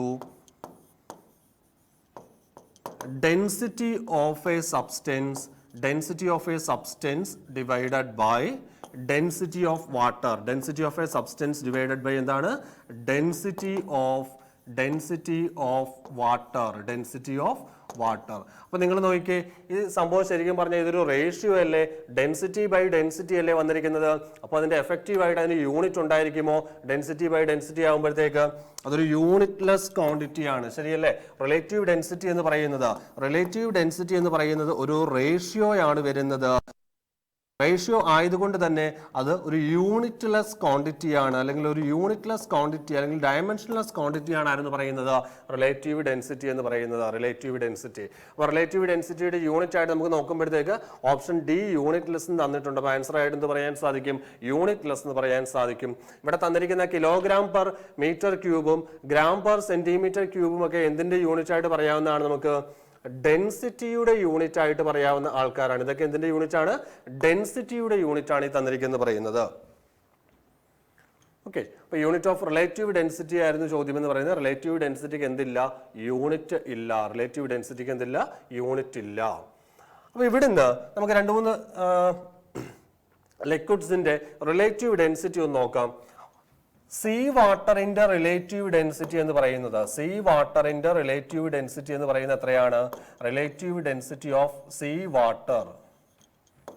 അപ്പോൾ സംഭവം ഇത്രയേ ഉള്ളൂ. സീ വാട്ടറിന്റെ ഡെൻസിറ്റിയെ എന്തുകൊണ്ട് ഡിവൈഡ് ചെയ്യണം, പ്യൂർ വാട്ടറിന്റെ ഡെൻസിറ്റി കൊണ്ട് അല്ലെങ്കിൽ ഫ്രഷ് വാട്ടറിന്റെ ഡെൻസിറ്റി കൊണ്ട് ഡിവൈഡ് ചെയ്യണം. അത് ഡിവൈഡ് ചെയ്യുമ്പോഴത്തേക്ക് 1032 ഡിവൈഡഡ് ബൈ എന്താണ്, 1000 ആണ് വരുന്നത്, വിച്ച് ഈസ് ഈക്വൽ ടു എന്ന് പറയാൻ സാധിക്കും 1.032 എന്ന് പറയാൻ സാധിക്കും. സീ വാട്ടറിന്റെ ഡെൻസിറ്റി എന്ന് പറയുന്നത് എത്രയാണ് വരുന്നത്, 1.032 ആണ് സീ വാട്ടറിന്റെ ഡെൻസിറ്റി ആയിട്ട് വരുന്നത്. ഇനി റിലേറ്റീവ് ഡെൻസിറ്റി എന്ന് പറയുന്നത്, കെറോസിന്റെ റിലേറ്റീവ് ഡെൻസിറ്റി ആണെങ്കിൽ നമുക്ക് ഇങ്ങനെ പറയാൻ സാധിക്കും, റിലേറ്റീവ് ഡെൻസിറ്റി ഓഫ് കെറോസിൻ എന്ന് പറയുന്നത്, കെറോസിന്റെ ഡെൻസിറ്റിയെ 1000 കൊണ്ട് ഡിവൈഡ് ചെയ്യുക, അപ്പോഴത്തേക്ക് എന്ത് കിട്ടുന്നു, 0.81 എന്ന് പറയാൻ സാധിക്കും. 0.81 ആണ് കെറോസിന്റെ റിലേറ്റീവ് ഡെൻസിറ്റി എന്ന് പറയുന്നത്. ഓക്കെ, അടുത്ത ചോദ്യത്തിലേക്ക് കടക്കുകയാണ്. അടുത്ത question, Mohan having a mass of 40 kilogram runs up a staircase. Mohan having a mass of 40 kilogram runs up a staircase of 50 steps in 10 seconds. If the height of each step is 15 centimeter, then what is his power? Power calculate ചെയ്യാനാണ് പറഞ്ഞിരിക്കുന്നത്. Power calculate ചെയ്യാനാണ് നമ്മളോട് ആവശ്യപ്പെട്ടിരിക്കുന്നത്. അപ്പോൾ ഇവിടെ നമുക്ക് തന്നിരിക്കുന്ന കാര്യങ്ങൾ എന്തൊക്കെ ഡേറ്റ ആണ് ക്വസ്റ്റ്യനിൽ ഉള്ളത് നമുക്ക് ആദ്യം നോക്കാം. ആദ്യം തന്നിരിക്കുന്ന കാര്യം എന്ന് പറഞ്ഞാൽ മാസ് തന്നിട്ടുണ്ട്, ആ വ്യക്തിയുടെ മാസ് തന്നിട്ടുണ്ട്. മാസ് എത്രയാണ്, 40 കിലോഗ്രാം എന്ന് തന്നിട്ടുണ്ട്. 40 കിലോഗ്രാം ആണ് മാസ്. ഇനി ടൈം തന്നിട്ടുണ്ട്. ടൈം എന്ന് പറയുന്നത് 10 സെക്കൻഡ്സ് എന്നാണ് പറഞ്ഞു തന്നിരിക്കുന്നത്. 10 സെക്കൻഡ്സ് എന്നാണ് പറഞ്ഞു തന്നിരിക്കുന്നത്. പിന്നെ നമ്പർ ഓഫ് സ്റ്റെപ്സ് 50 ആണ്. ഒരു സ്റ്റെപ്പിന്റെ ഹൈറ്റ്, അതായത് പറഞ്ഞിരിക്കുന്ന കാര്യം ഇതാണ്, ഇങ്ങനൊരു സിറ്റുവേഷനാണ് പറഞ്ഞിരിക്കുന്നത്. ഒരു സ്റ്റെപ്പ് എന്ന് പറയുന്നത് 15 സെന്റിമീറ്റർ ഹൈറ്റ് ഉള്ളതാണ്. അങ്ങനെ 15 സെന്റിമീറ്റർ ഹൈറ്റ് ഉള്ള എത്ര സ്റ്റെപ്പുകൾ അയാൾ കയറിയെന്നാണ് പറഞ്ഞിരിക്കുന്നത്, 50 സ്റ്റെപ്സ് അയാൾ കയറിയെന്നാണ് പറഞ്ഞിരിക്കുന്നത്. ശരിയല്ലേ? 15 സെന്റിമീറ്റർ ഹൈറ്റുള്ള 50 സ്റ്റെപ്പുകളാണ് അയാൾ കവർ ചെയ്തിരിക്കുന്നത് പറയുന്നത്. 50 സ്റ്റെപ്പുകൾ കവർ ചെയ്യുന്നു. അപ്പോൾ ഒരു സ്റ്റെപ്പ് 15 സെന്റിമീറ്റർ വെച്ച് നിങ്ങൾ ആലോചിച്ച് നോക്കിയേ, അയാൾ ടോട്ടൽ 50 സ്റ്റെപ്പ് കവർ ചെയ്യുമ്പോഴത്തേക്ക് അയാൾ കവർ ചെയ്ത ഡിസ്റ്റൻസ് എന്ന് പറയുന്നത്, അല്ലെങ്കിൽ അയാൾ കവർ ചെയ്ത ഹൈറ്റ് എന്ന് പറയുന്നത് എത്രയാണ്? 50 ഇൻറ്റു എത്രയാണ്? 15 എന്ന് വരും. 50 ഇൻറ്റു 15 ആകുമ്പോഴത്തേക്ക് നമുക്ക് ഇങ്ങനെ പറയാൻ സാധിക്കും. എത്രയാണ് വരുന്നത്? 15 ഇൻറ്റു 5 എന്ന് പറയുമ്പോഴത്തേക്ക് എത്ര വരും? 75 എന്ന് വരുന്നു. ഒരു 0 കൂടെ കൊടുത്തു. അപ്പോൾ 750 സെന്റിമീറ്റർ ആണ് അയാൾ കവർ ചെയ്ത ഹൈറ്റ് എന്ന് പറയുന്നത്. അല്ലെങ്കിൽ അയാൾ കവർ ചെയ്ത ഹൈറ്റ് എന്ന് പറയുന്നത്, മോഹൻ കവർ ചെയ്ത ഹൈറ്റ് എന്ന് പറയുന്നത് 7.5 മീറ്റർ എന്ന് പറയാൻ സാധിക്കും. മോഹൻ കവർ ചെയ്ത ഹൈറ്റ് എന്ന് പറയുന്നതാണ് 7.5 മീറ്റർ എന്ന് പറയാം. 7.5 മീറ്റർ ആണ് അയാൾ കവർ ചെയ്ത ഹൈറ്റ് എന്ന് പറയുന്നത്. അപ്പൊ നമുക്ക് ഇവിടെ കാൽക്കുലേറ്റ് ചെയ്യേണ്ടത് പവർ ആണ്. മോഹന്റെ പവർ ആണ് കാൽക്കുലേറ്റ് ചെയ്യേണ്ടത്. പവർ എന്ന് പറയുന്നത് വർക്ക് ബൈ ടൈം ആണ്. പവർ ഈക്വൽ ടു എന്ത് പറയാം? വർക്ക് ബൈ ടൈം ആണ്. അപ്പൊ ഇവിടെ ഈ 50 സ്റ്റെപ്പുകൾ കയറുവാനായിട്ട് മോഹൻ ചെയ്ത വർക്ക് എന്ന് പറയുന്നത് ആ ഹൈറ്റിൽ എത്തുമ്പോൾ ഉള്ള മോഹന്റെ പൊട്ടൻഷ്യൽ എനർജിക്ക് ഈക്വൽ ആണ്. ആ ഹൈറ്റിൽ നിൽക്കുമ്പോൾ ഉള്ള അയാളുടെ പൊട്ടൻഷ്യൽ എനർജിക്ക് ഈക്വൽ ആണ് ഇവിടുത്തെ വർക്ക് എന്ന് പറയുന്നത്. അപ്പൊ നമുക്ക് ഇവിടെ ഇങ്ങനെ അസ്യൂം ചെയ്യാം, വർക്ക് ഈക്വൽ ടു mgh എന്ന് അസ്യൂം ചെയ്യാം. ആ ഒരു കണ്ടീഷൻ നമ്മൾ ഇവിടേക്ക് കൊടുക്കുമ്പോഴത്തേക്ക് പവർ ഈക്വൽ ടു എന്ത് പറയാൻ സാധിക്കും? mgh divided by potential energy divided by time എന്ന് എടുക്കാൻ സാധിക്കും. ഇതിലേക്ക് കാര്യങ്ങൾ സബ്സ്റ്റിറ്റ്യൂട്ട് ചെയ്യുമ്പോഴത്തേക്ക് മാസ് എന്ന് പറയുന്നത് 40 ആണ്. ആക്സലറേഷൻ ഡ്യൂ ടു ഗ്രാവിറ്റിയുടെ വാല്യൂ 9.8 ആണെങ്കിൽ നമ്മൾ പ്രോബ്ലം ചെയ്യുമ്പോൾ 10 എന്ന് എടുത്തങ്ങ് ചെയ്യുകയാണ് എളുപ്പത്തിന് വേണ്ടിയിട്ട്. പിന്നെ ഹൈറ്റ് എന്ന് പറയുന്നത് 7.5 ആണ് വന്നിരിക്കുന്നത്. 7.5 ആണ്. ഡിവൈഡഡ് ബൈ ടൈം എന്ന് പറയുന്ന 10 സെക്കൻഡ് ആണ്. അപ്പോൾ ഒരു 10 കൂടെ അങ്ങ് ക്യാൻസൽ ആകുന്നു. പിന്നെ ബാക്കിയുള്ളതെന്ന് പറയുന്നത് നിങ്ങൾ നോക്കിയേ, ഒരു 40 ഇൻറ്റു 7.5 ആണ്. ഒരു 40 ഇൻറ്റു എത്രയാണ്? ഒരു 7.5 ആണ് വരുന്നത്. ഇനി അതല്ലെങ്കിൽ 40 ഇൻറ്റു 7.5 അല്ലെങ്കിൽ 75 ഇൻറ്റു 4 എന്ന് വേണമെങ്കിലും അതിനെ വായിക്കാൻ സാധിക്കും. ശരിയല്ലേ? 75 ഇൻറ്റു 2 എന്ന് പറയുന്നത് എത്രയാണ്? 150 ആണ്. ഇൻറ്റു 4 ആകുമ്പോഴത്തേക്ക് എത്രയാണ് വരുന്നത്? 300 ആണ് വരുന്നത്. അപ്പോൾ ആൻസർ ആയിട്ട് എന്ന് പറയാൻ സാധിക്കും. അവിടുത്തെ പവർ എന്ന് പറയുന്നത് 300 വാട്ട് എന്ന് പറയാൻ സാധിക്കും. മോഹന്റെ പവർ എന്ന് പറയുന്നത് എത്രയാണ് വരുന്നത്? 300 വാട്ട് ആണ് മോഹന്റെ പവർ ആയിട്ട് വരുന്നത്. ചെയ്ത കാര്യം ക്ലിയർ ആണോ? മനസ്സിലായോ? അപ്പോൾ അത് നോട്ട് ചെയ്ത് വെക്കുക. ഒരു പ്രോബ്ലം, നല്ലൊരു ക്വസ്റ്റ്യൻ ആണിത്. അടുത്ത ചോദ്യത്തിലേക്ക് നമ്മൾ കിടക്കുകയാണ്. അടുത്ത ചോദ്യം, soap bubble attains spherical shape due to dash. Soap bubbles attain spherical shape due to dash. Inertia, pressure, surface tension, viscosity. ഇങ്ങനെ 4 ഓപ്ഷൻസ് ആണ് തന്നിരിക്കുന്നത്. ഇപ്പം ബബിൾ ആണെങ്കിലും ഡ്രോപ്പ് ആണെങ്കിലും ബബിൾസിൻ്റെയും ലിക്വിഡ് ബബിൾസിൻ്റെയും ലിക്വിഡ് ബബിൾസിൻ്റെയും ഡ്രോപ്സിൻ്റെയും ഒക്കെ സ്പെറിക്കൽ ഷേപ്പിന് കാരണമാകുന്നത് എന്ന് പറയുന്നത്, സ്പെറിക്കൽ ഷേപ്പിന് കാരണം എന്ന് പറയുന്നത് സർഫസ് ടെൻഷൻ ആണ്. പ്രതല ബലം എന്ന് മലയാളത്തിൽ പറയുന്നത്. സർഫസ് ടെൻഷൻ ആണ് ലിക്വിഡ് ഡ്രോപ്സിൻ്റെയും ബബിൾസിൻ്റെയും ഒക്കെ ഏത് ഷേപ്പിന് കാരണമാകുന്നത്? സ്പെറിക്കൽ ഷേപ്പിന് കാരണമാകുന്ന ബലം എന്ന് പറയുന്നത് സർഫസ് ടെൻഷൻ. വളരെ പ്രധാനപ്പെട്ട ഒരു ചോദ്യമാണ്. ഒരുപാട് തവണ റിപ്പീറ്റ് ചെയ്തിട്ടുള്ള ഒരു ചോദ്യമാണ്. അപ്പോൾ നമുക്ക് പറയാൻ സാധിക്കും സോപ്പ് ബബിൾസ് അല്ലെങ്കിൽ liquid drops attains spherical shape due to എന്താണ്? സർഫസ് ടെൻഷൻ എന്ന് പറയാൻ സാധിക്കും. Surface tension. അപ്പോൾ ആൻസർ ഓപ്ഷൻ സി എന്ന് പറയാം. ഈ സർഫസ് ടെൻഷന്റെ യൂണിറ്റ് എന്താ പിള്ളേരെ? സർഫസ് ടെൻഷന്റെ SI യൂണിറ്റ് എന്ന് പറയുന്നത് എന്താണ്? സർഫസ് ടെൻഷന്റെ SI യൂണിറ്റ്, സർഫസ് ടെൻഷനെ കുറിച്ച് പറയുമ്പോഴത്തേക്ക് നമ്മൾ സർഫസ് ടെൻഷനെ ഡിഫൈൻ ചെയ്യുന്നത് ഇങ്ങനെയാണ്. സർഫസ് ടെൻഷൻ എന്ന് പറയുന്നത് ഫോഴ്സ് ഡിവൈഡഡ് ബൈ ലെങ്ത് ആണ്. ഫോഴ്സ് ബൈ ലെങ്ത് ആകുമ്പോഴത്തേക്ക് നിങ്ങൾ നോക്കിയേ, സർഫസ് ടെൻഷൻ എന്ന് പറയുന്നത് ഫോഴ്സ് ബൈ ലെങ്ത് ആണ്. ഫോഴ്സ് ബൈ ലെങ്ത് എന്ന് വരുമ്പോൾ അതിന്റെ യൂണിറ്റ് എന്ന് പറയുന്നത് ന്യൂട്ടൺ പെർ മീറ്റർ അല്ലേ? ഇതൊന്ന് നോട്ട് ചെയ്ത് വെച്ചോണം, ഇമ്പോർട്ടൻ്റ് ആണ്. പലരും തെറ്റിക്കുന്നൊരു ചോദ്യമാണ് കേട്ടോ. സർഫസ് ടെൻഷന്റെ SI യൂണിറ്റ് എന്ന് പറയുന്നത് എന്താ വരുന്നത്? ന്യൂട്ടൺ പെർ മീറ്റർ ആണ്. ന്യൂട്ടൺ പെർ മീറ്റർ ആണ് സർഫസ് ടെൻഷന്റെ യൂണിറ്റ് എന്ന് പറയുന്നത്. അപ്പോൾ അത് ഓക്കെ ആണെന്ന് വിചാരിക്കുന്നു. ഇനേർഷ്യ എന്ന് പറയുന്നത് മാസിനെ ഡിപ്പെൻഡ് ചെയ്യുന്ന ഒരു പ്രോപ്പർട്ടിയാണ്. ഒരു ഒബ്ജക്റ്റിന്റെ മാസിനെ ഡിപ്പെൻഡ് ചെയ്യുന്ന ഒരു പ്രോപ്പർട്ടിയാണ് ആരെന്ന് പറയുന്നത്? ഇനേർഷ്യ അല്ലെങ്കിൽ ജഡത്വം എന്ന് മലയാളത്തിൽ പറയും. ജഡത്വം അഥവാ ഇനേർഷ്യ എന്ന് പറയുന്നത്. മാസ് കൂടുമ്പോൾ ഇനേർഷ്യ കൂടുകയാണ് ചെയ്യുന്നത്. മാസ് കൂടിയ ഒബ്ജക്ട്സിന് ഇനേർഷ്യ കൂടുതലാണ്. നമ്മൾ കഴിഞ്ഞ ക്ലാസ്സിൽ അതുമായി ബന്ധപ്പെട്ട ഒരു ക്വസ്റ്റ്യൻ ചെയ്തിട്ടുള്ളതാണ്. കുറച്ച് ഓപ്ഷൻസ് തന്നിട്ട് അതിൽ ഏതിനാണ് ഇനേർഷ്യ കൂടുതൽ എന്നൊക്കെ പറഞ്ഞുകൊണ്ട് ചോദ്യം ഉണ്ടായിരുന്നു. ഒരു ക്രിക്കറ്റ് ബോൾ എന്നൊക്കെ പറഞ്ഞൊരു ഓപ്ഷനായിരുന്നു ആൻസർ വന്നിരുന്നത്. ഇനി പ്രഷറിനെ കുറിച്ച് നമ്മൾ പറഞ്ഞു. പ്രഷർ എന്ന് പറയുന്നത് ഫോഴ്സ് ബൈ ഏരിയ ആണെന്ന് പറഞ്ഞു. വിസ്കോസിറ്റി എന്ന് പറയുന്നത് ഒരു ലിക്വിഡിന്റെ ഫ്ലോയ്ക്ക് ഉണ്ടാകുന്ന റെസിസ്റ്റൻസ് ആണ്. ഫ്ലോയെ ഒപ്പോസ് ചെയ്യുന്ന ഒരു ഫോഴ്സ് ആണ് എന്ന് പറയുന്നത് വിസ്കോസിറ്റി എന്ന് പറയുന്നത്. റെസിസ്റ്റൻസ് ടു ദ ഫ്ലോ ആണ്. റെസിസ്റ്റൻസ് ടു ദ ഫ്ലോ ആണെന്ന് പറയുന്നത് വിസ്കോസിറ്റി എന്ന് പറയുന്നത്. ഒരു ദ്രാവകത്തിന്റെ ഒഴുക്കിനെ എതിർക്കുന്ന ഒരു ബലമാണെന്ന് പറയുന്നത് വിസ്കോസിറ്റി എന്ന് പറയുന്നത്, അല്ലെങ്കിൽ റെസിസ്റ്റൻസ് ടു ദ ഫ്ലോ എന്ന് പറയാം. ഇനി അതും അല്ലെങ്കിൽ വിസ്കോസിറ്റിയെ വേണമെങ്കിൽ നമുക്ക് ഇങ്ങനെ ഡിഫൈൻ ചെയ്യാൻ സാധിക്കും. ലിക്വിഡ് ഫ്രിക്ഷൻ ആണ്. ലിക്വിഡ് ഫ്രിക്ഷൻ അറിയപ്പെടുന്ന പേരാണ് എന്തെന്ന് പറയുന്നത് നമ്മുടെ വിസ്കോസിറ്റി എന്ന് പറയുന്നത്. വിസ്കോസിറ്റിയെ കുറിച്ച് പറയുമ്പോൾ ഇതിൻ്റെയൊക്കെ ടെമ്പറേച്ചർ ഡിപ്പെൻഡൻസ് പഠിച്ചു വെക്കേണ്ടതാണ്. ഇതിൻ്റെ രണ്ടിൻ്റെയും സർഫസ് ടെൻഷൻ്റെയും വിസ്കോസിറ്റിയുടെയും ടെമ്പറേച്ചർ ഡിപ്പെൻഡൻസ് പഠിച്ചു വെക്കേണ്ടതാണ്. ടെമ്പറേച്ചർ കൂടുമ്പോഴത്തേക്ക് സർഫസ് ടെൻഷൻ, വാട്ടറിന്റെ സർഫസ് ടെൻഷൻ കുറയുകയും ടെമ്പറേച്ചർ കൂടുമ്പോൾ ഒരു ലിക്വിഡിന്റെ വിസ്കോസിറ്റി കുറയുകയും, എന്നാൽ ഗ്യാസുകളുടെ കേസിൽ വിസ്കോസിറ്റി എന്ത് ചെയ്യുന്നു? കൂടുകയും ചെയ്യുന്നു. ഇത് റിപ്പീറ്റ് ചെയ്യുന്ന ഒരു പോയിന്റ് ആണ്, ഓർത്ത് വെച്ചോളുക. സർഫസ് ടെൻഷന്റെയും വിസ്കോസിറ്റിയുടെയും ടെമ്പറേച്ചർ ഡിപ്പെൻഡൻസി ചോദിക്കുന്നതാണ്. If temperature increases, surface tension of water decreases. If temperature increases, viscosity of liquids decreases and viscosity of gases increases. ഇത്രയും കാര്യങ്ങൾ അവിടുന്ന് ഓർത്തിരിക്കുക. അടുത്തതിലേക്ക് നമ്മൾ കിടക്കുകയാണ്. അടുത്ത ചോദ്യം ഇതാണ്.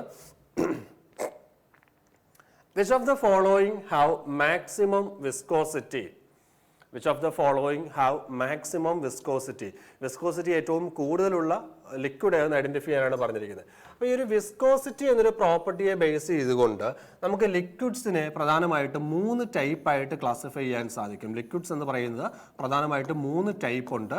അതിൽ ആദ്യത്തെ കേസ് എന്ന് പറയുന്നത് ഐഡിയൽ ലിക്വിഡ് ആണ്. ആദ്യത്തെ എന്ന് പറയുന്ന ആരാണ്? ഐഡിയൽ ലിക്വിഡ് ആണ്. ഒരു ഐഡിയൽ ലിക്വിഡിനെ സംബന്ധിച്ച് പറയുമ്പോൾ അതിന്റെ വിസ്കോസിറ്റി എന്ന് പറയുന്നത് 0 ആണ്. ഒരു ഐഡിയൽ ലിക്വിഡിന്റെ വിസ്കോസിറ്റി എന്ന് പറയുന്നത് എന്താണ്? 0 ആയിരിക്കും അതിന്റെ വിസ്കോസിറ്റി എന്ന് പറയുന്നത്. ഇനി അതൊരു തിയററ്റിക്കൽ കൺസെപ്റ്റ് മാത്രമാണ്. അങ്ങനെ ഒരു പ്രാക്ടിക്കൽ ഫ്ലൂയിഡ്, വിസ്കോസിറ്റി 0 ആയിട്ടുള്ള ഒരു പ്രാക്ടിക്കൽ ഫ്ലൂയിഡ് അല്ലെങ്കിൽ ഒരു പ്രാക്ടിക്കൽ ഫ്ലൂയിഡ് നമുക്ക് ഇല്ല. ഒരു പ്രാക്ടിക്കൽ ഫ്ലൂയിഡ് ഇല്ല എന്ന് തന്നെ മനസ്സിലാക്കി വെക്കുക. ഇതൊരു തിയററ്റിക്കൽ കൺസെപ്റ്റ് ആണ്. വിസ്കോസിറ്റി 0 ആയിട്ടുള്ള ലിക്വിഡ്സിന് പറയുന്ന പേരാണ് എന്താ? ഐഡിയൽ ലിക്വിഡ്സ് എന്ന് പറയുന്നത്. ഇനി വിസ്കോസിറ്റി കുറവുള്ള ലിക്വിഡ്സിനെ നമ്മൾ വിളിക്കുന്ന പേരാണ്, വിസ്കോസിറ്റി കുറവുള്ള ആൾക്കാരെ നമ്മൾ വിളിക്കുന്ന പേരാണ് മൊബൈൽ ലിക്വിഡ്സ് എന്ന് പറയും. വിസ്കോസിറ്റി കുറവുള്ള ലിക്വിഡ്സിനെ വിളിക്കുന്ന പേരാണ് എന്ത്? മൊബൈൽ ലിക്വിഡ്സ് എന്ന് പറയും. അതുപോലെ തന്നെ വിസ്കോസിറ്റി കൂടുതലുള്ള ആൾക്കാരെ നമ്മൾ വിളിക്കുന്ന പേരാണ് ഹൈ വിസ്കോസിറ്റി ഉള്ള ആൾക്കാരെ നമ്മൾ വിളിക്കുന്ന പേരാണ് എന്ത്? വിസ്കസ് ലിക്വിഡ്സ് എന്ന് പറയും. വിസ്കോസിറ്റി കൂടുതലുള്ള ആൾക്കാർക്ക് പറയുന്ന പേരാണ് എന്ത്? വിസ്കസ് ലിക്വിഡ്സ് എന്ന് പറയും. ഈ മൊബൈൽ ലിക്വിഡ്സിലേക്ക് വരുമ്പം മൊബൈൽ ലിക്വിഡ്സിന് എക്സാമ്പിൾ ചോദിക്കുകയാണെങ്കിൽ നമുക്ക് സ്പിരിറ്റ് എന്ന് പറയുന്ന മൊബൈൽ ലിക്വിഡിന് എക്സാമ്പിൾ ആണ്. സ്പിരിറ്റ് അല്ലെങ്കിൽ ആൽക്കഹോൾ പറയാം. വാട്ടർ,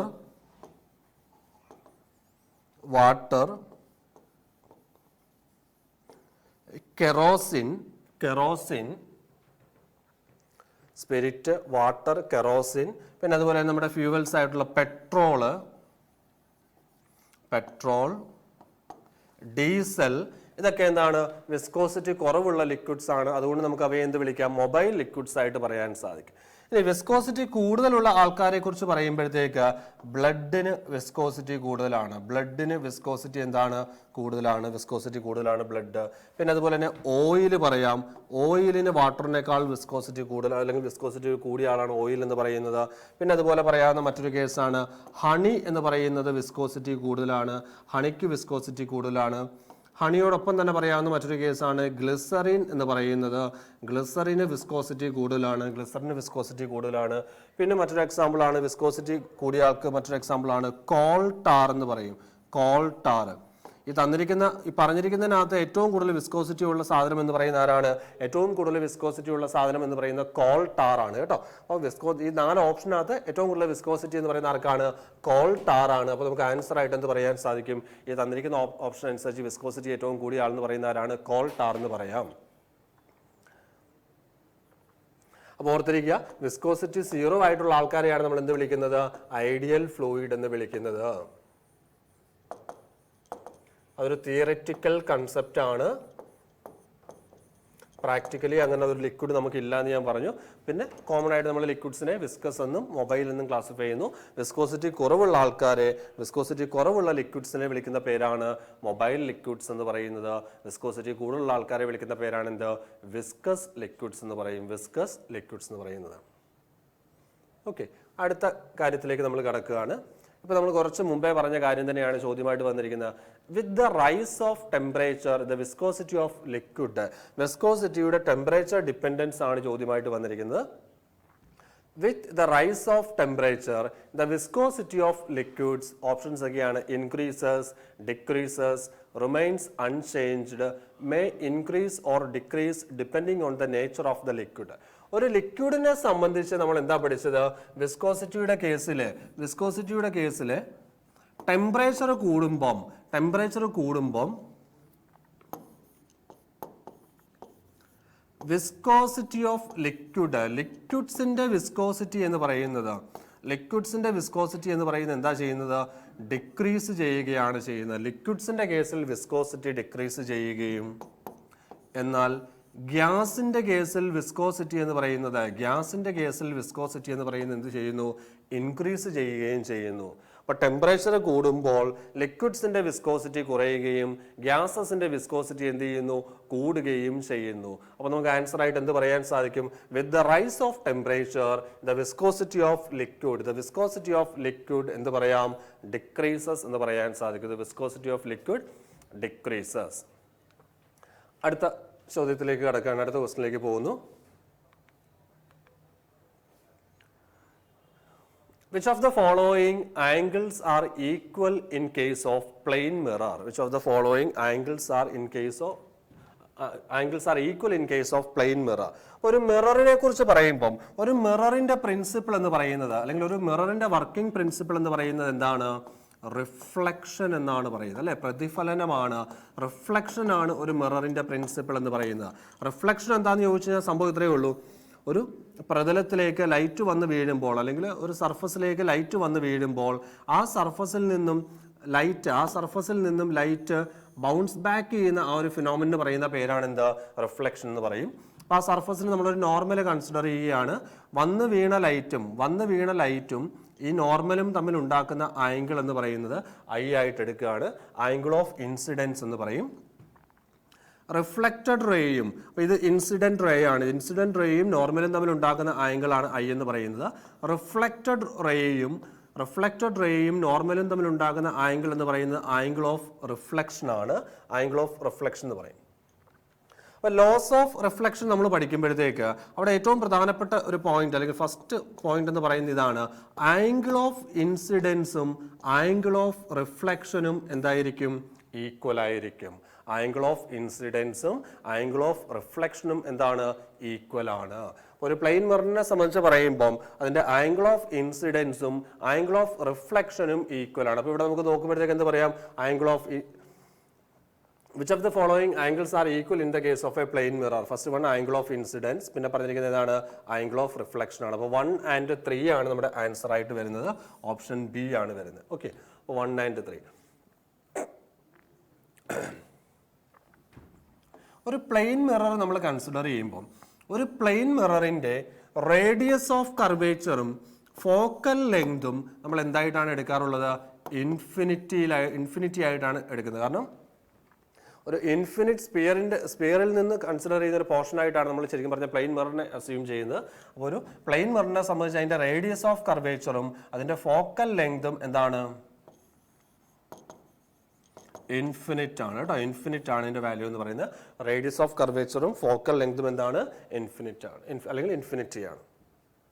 ഓക്കെ, പിന്നെ പ്ലെയിൻ മിററിന്റെ ആപ്ലിക്കേഷൻ പറയുമ്പോഴത്തേക്ക്, ആപ്ലിക്കേഷൻസിലേക്ക് വരുമ്പോഴത്തേക്ക് നമ്മുടെ പെരിസ്കോപ്പിൽ ആണ് പ്രധാനപ്പെട്ട ഒരു ആപ്ലിക്കേഷൻ എന്ന് പറയുന്നത്. പെരിസ്കോപ്പ് എന്ന് പറയും. പെരിസ്കോപ്പ് ഒരു താഴ്ന്ന ലെവൽ താഴ്ന്ന പ്രദേശത്ത് ഇരുന്നുകൊണ്ട് ഉയർന്ന പ്രദേശങ്ങളെയൊക്കെ ഒബ്സർവ് ചെയ്യാൻ വേണ്ടി ഉപയോഗിക്കുന്ന ഡിവൈസ് ആണ് എന്ന് പറയുന്നത് പെരിസ്കോപ്പ് എന്ന് പറയുന്നത്. പെരിസ്കോപ്പുകളിൽ ഉപയോഗിക്കുന്ന മിറർ എന്ന് പറയുന്നത് ഏതാണ്? പ്ലെയിൻ മിററാണ്. പ്ലെയിൻ മിററാണ്. രണ്ട് പ്ലെയിൻ മിറേഴ്സിനെ പാരലൽ ആയിട്ടൊക്കെ അറേഞ്ച് ചെയ്തുകൊണ്ടുള്ള ഒരു സെറ്റപ്പാണ് പെരിസ്കോപ്പ് എന്ന് പറയുന്നത്. ഇത് തന്നെ ചോദ്യം ചിലപ്പോൾ ചോദിക്കാറുണ്ട്. സബ്മറൈൻസിൽ സീ ലെവൽ ഒബ്സർവ് ചെയ്യാൻ, അന്തർവാഹിനികളിൽ സമുദ്ര ഉപരിതലം ഒബ്സർവ് ചെയ്യാൻ വേണ്ടിയിട്ട് ഉപയോഗിക്കുന്ന ഡിവൈസ് എന്ന് ചോദിക്കാറുണ്ട്. അതും ഇത് തന്നെയാണ്, പെരിസ്കോപ്പാണ്. ഓക്കെ, അപ്പോൾ അത്രയും കാര്യങ്ങൾ അവിടെ മനസ്സിലാക്കി വെക്കുക. പ്ലെയിൻ മിററിൻ്റെ കേസ് മനസ്സിലാക്കി വെക്കുക. അപ്പോൾ അവിടെ നമ്മുടെ ചോദ്യത്തിന് ആൻസർ എന്ന് പറയുന്ന ആംഗിൾ ഓഫ് ഇൻസിഡൻസും ആംഗിൾ ഓഫ് റിഫ്ലക്ഷനും ഈക്വൽ ആയിരിക്കും. അപ്പോൾ ഓൺലി 1 and 3 ആണ് നമ്മുടെ ആൻസർ എന്ന് പറയുന്നത്. ഓൺലി 1 and 3 ആണ് റൈറ്റ് ആൻസർ എന്ന് പറയുന്നത്. അടുത്ത ക്വസ്റ്റ്യൻ നമ്മുടെ കലോറിമെട്രിയുമായി ബന്ധപ്പെട്ട് ഹീറ്റ് ടെമ്പറേച്ചറുമായിട്ടൊക്കെ ബന്ധപ്പെട്ട് കലോറിമെട്രി എന്ന് പറയുന്നത് എന്താണ്? മെഷർമെന്റ് അല്ലെങ്കിൽ ബ്രാഞ്ച് ഓഫ് സയൻസ് അല്ലെങ്കിൽ branch of physics deals with the measurement of heat ആണ്. താപം അളക്കുന്നതുമായി ബന്ധപ്പെട്ട ശാസ്ത്രശാഖ അറിയപ്പെടുന്ന പേരാണ് എന്ത്? കലോറിമെട്രി എന്ന് പറയുന്നത്. കലോറിമെട്രിയുമായി ബന്ധപ്പെട്ട ഒരു ചോദ്യമാണ്. Which one of the following scales of temperature does not have negative value? Negative താപനില കാണിക്കാത്ത ടെമ്പറേച്ചർ സ്കെയിൽ ഏതെന്നാണ് ചോദ്യം. 4 ടെമ്പറേച്ചർ സ്കെയിലാണ് ഓപ്ഷൻ തന്നിരിക്കുന്നത്. സെൽഷ്യസ് ഉണ്ട്, ഫാരൻഹീറ്റ് ഉണ്ട്, കെൽവിൻ സ്കെയിൽ ഉണ്ട്, റീമർ സ്കെയിൽ ഉണ്ട്. ഇതിലേതാണ് നെഗറ്റീവ് വാല്യൂ കാണിക്കാത്തത്?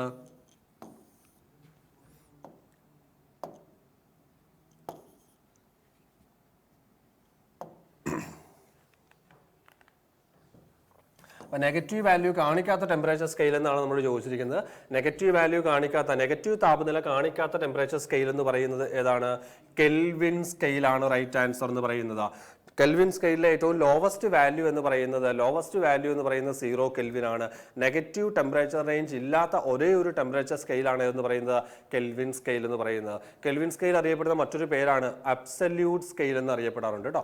അബ്സല്യൂട്ട് സ്കെയിൽ എന്നറിയപ്പെടുന്ന ടെമ്പറേച്ചർ സ്കെയിലും ഇത് തന്നെയാണ്, കെൽവിൻ സ്കെയിലാണ്. അപ്പോൾ നെഗറ്റീവ് റേഞ്ച് ഇല്ലാത്ത ടെമ്പറേച്ചർ സ്കെയിൽ എന്ന് പറയുന്നതാണ് ആരെന്ന് പറയുന്നത്? കെൽവിൻ സ്കെയിൽ എന്ന് പറയുന്നത്. കെൽവിൻ സ്കെയിലിലെ ലോവസ്റ്റ് വാല്യൂ എന്ന് പറയുന്നത്, ലോവസ്റ്റ് പോസിബിൾ വാല്യൂ അല്ലെങ്കിൽ ലോവസ്റ്റ് പോസിബിൾ ടെമ്പറേച്ചർ വാല്യൂ എന്ന് പറയുന്നത് എത്രയാണ്? 0 കെൽവിൻ ആണ് കെൽവിൻ സ്കെയിലിലെ ലോവസ്റ്റ് വാല്യൂ എന്ന് പറയുന്നത്. ഇനി സെൽഷ്യസ് സ്കെയിൽ ആണെങ്കിലും ഫാരൻഹീറ്റ് സ്കെയിൽ ആണെങ്കിലും ഫാരൻഹീറ്റ് സ്കെയിൽ ആണെങ്കിലും ഇതിലെല്ലാം എന്തുണ്ട്? നമുക്ക് നെഗറ്റീവ് ടെമ്പറേച്ചർ സ്കെയിൽ അല്ലെങ്കിൽ നെഗറ്റീവ് റേഞ്ച് ഉള്ള സ്കെയിലുകളാണ് സെൽഷ്യസ് സ്കെയിലും ഫാരൻഹീറ്റ് സ്കെയിലും. അപ്പോൾ നെഗറ്റീവ് വാല്യൂ ഇല്ലാത്ത ടെമ്പറേച്ചർ സ്കെയിൽ എന്ന് പറയുന്നത് കെൽവിൻ സ്കെയിലാണെന്ന് പറഞ്ഞു. ഈ കെൽവിൻ സ്കെയിൽ ഇൻട്രൊഡ്യൂസ് ചെയ്യുന്നത് പറയുന്നത് ലോർഡ് കെൽവിൻ ആണ്. ഇൻട്രൊഡ്യൂസ് ചെയ്ത ആരാണ്? ലോർഡ് കെൽവിൻ ആണ് എന്ത് ചെയ്തത്? കെൽവിൻ സ്കെയിൽ ഇൻട്രൊഡ്യൂസ് ചെയ്തത്. പിന്നെ അതുപോലെ നമ്മുടെ സെൽഷ്യസ് സ്കെയിലിലേക്ക് വരുമ്പോഴത്തേക്ക് ആൻഡേഴ്സ് സെൽഷ്യസ് ആണ്. ആൻഡേഴ്സ് സെൽഷ്യസ് ആണ് എന്ത് അവതരിപ്പിച്ചത്? സെൽഷ്യസ് സ്കെയിൽ അവതരിപ്പിച്ചത്. പിന്നെ അതുപോലെ തന്നെ ഫാരൻഹീറ്റ് സ്കെയിലിലേക്ക് വരുമ്പോഴത്തേക്ക് ഫാരൻഹീറ്റ് സ്കെയിൽ അവതരിപ്പിച്ചതെന്ന് പറയുന്നത് ഗബ്രിയേൽ ഫാരൻഹീറ്റ് ആണ്. ഫാരൻഹീറ്റ് സ്കെയിൽ അവതരിപ്പിച്ചാലാണ് ഗബ്രിയേൽ ഫാരൻഹീറ്റ് ആണ് അവതരിപ്പിച്ചത്. അതിൽ നമ്മൾ ഏറ്റവും കോമൺ ആയിട്ട് ഉപയോഗിക്കുന്ന ടെമ്പറേച്ചർ സ്കെയിൽ എന്ന് പറയുന്നത് ഏതാണ്? സെൽഷ്യസ് സ്കെയിലാണ് ഏറ്റവും കോമൺ ആയി യൂസ് ചെയ്യുന്നത്. പിന്നെ ഫാരൻഹീറ്റ് സ്കെയിലിന്റെ ഇമ്പോർട്ടൻസ് പറഞ്ഞു കഴിഞ്ഞാൽ ക്ലിനിക്കൽ തെർമോമീറ്ററുകളിൽ ഉപയോഗിക്കുന്ന ടെമ്പറേച്ചർ സ്കെയിൽ എന്ന് പറയുന്നത് ഫാരൻഹീറ്റ് സ്കെയിലാണ്. ഇപ്പോൾ നമ്മൾ പനിയൊക്കെ ഉള്ളപ്പോൾ 100 ഡിഗ്രി പനി എന്നൊക്കെ പറയാറുണ്ട്. ആ 100 ഡിഗ്രി എന്ന് ഉദ്ദേശിക്കുന്നത് സെൽഷ്യസ് വാല്യൂ അല്ല, ഫാരൻഹീറ്റ് ആണ്. 100 ഡിഗ്രി ഫാരൻഹീറ്റ് ആണ് അവിടെ ഉപയോഗിക്കുന്ന അവിടുത്തെ വാല്യൂ എന്ന് പറയുന്നത്. ഓർത്തിരിക്കുക, ക്ലിനിക്കൽ തെർമോമീറ്ററുകളിൽ ഉപയോഗിക്കുന്ന ടെമ്പറേച്ചർ സ്കെയിൽ എന്ന് പറയുന്ന ആരാണ്? ഫാരൻഹീറ്റ് സ്കെയിലാണ് ക്ലിനിക്കൽ തെർമോമീറ്ററുകളിൽ ഉപയോഗിക്കുന്നത്. ഇത്രയും കാര്യങ്ങൾ ക്ലിയർ ആണെന്ന് വിചാരിക്കുന്നത്. അപ്പോൾ ഈ 3 ടെമ്പറേച്ചർ സ്കെയിലുകൾ തമ്മിൽ നമുക്ക് കണക്ട് ചെയ്യുന്ന റിലേഷൻ ഒന്ന് നോക്കിക്കഴിഞ്ഞാൽ, ഒരു സി എന്ന് പറയുന്നത് നമുക്ക് സെൽഷ്യസിലുള്ള ടെമ്പറേച്ചർ ആണ്, എഫ് എന്ന് പറയുന്ന ഫാരൻഹീറ്റിലെ ടെമ്പറേച്ചർ ആണ്, കെ എന്ന് പറയുന്ന കെൽവിനിലെ ടെമ്പറേച്ചർ ആണ്. അപ്പോൾ ഈ 3 ടെമ്പറേച്ചർ സ്കെയിലുകളെ കൂടെ നമുക്ക് കണക്ട് ചെയ്യുന്ന ന്യൂമറിക്കൽ റിലേഷനിലേക്ക് കൊണ്ടുവരുവാൻ ചെയ്യേണ്ട കാര്യം ഇത്രയേ ഉള്ളൂ. ഓരോ സ്കെയിലിൽ നിന്നും ഓരോ സ്കെയിലിലെ വാല്യൂവിൽ നിന്നും അവിടുത്തെ മെൽറ്റിംഗ് പോയിന്റ് ഓഫ് ഐസ് കുറയ്ക്കുക. സെൽഷ്യസ് സ്കെയിലിനെ കുറിച്ച് പറയുമ്പോൾ നിങ്ങൾക്കറിയാം, സെൽഷ്യസ് സ്കെയിലിലെ മെൽറ്റിംഗ് പോയിന്റ് ഓഫ് ഐസ് എന്ന് പറയുന്നത് 0 ഡിഗ്രി സെൽഷ്യസും ബോയിലിംഗ് പോയിന്റ് ഓഫ് വാട്ടർ എന്ന് പറയുന്നത് 100 ഡിഗ്രി സെൽഷ്യസുമാണ്. ശരിയല്ലേ?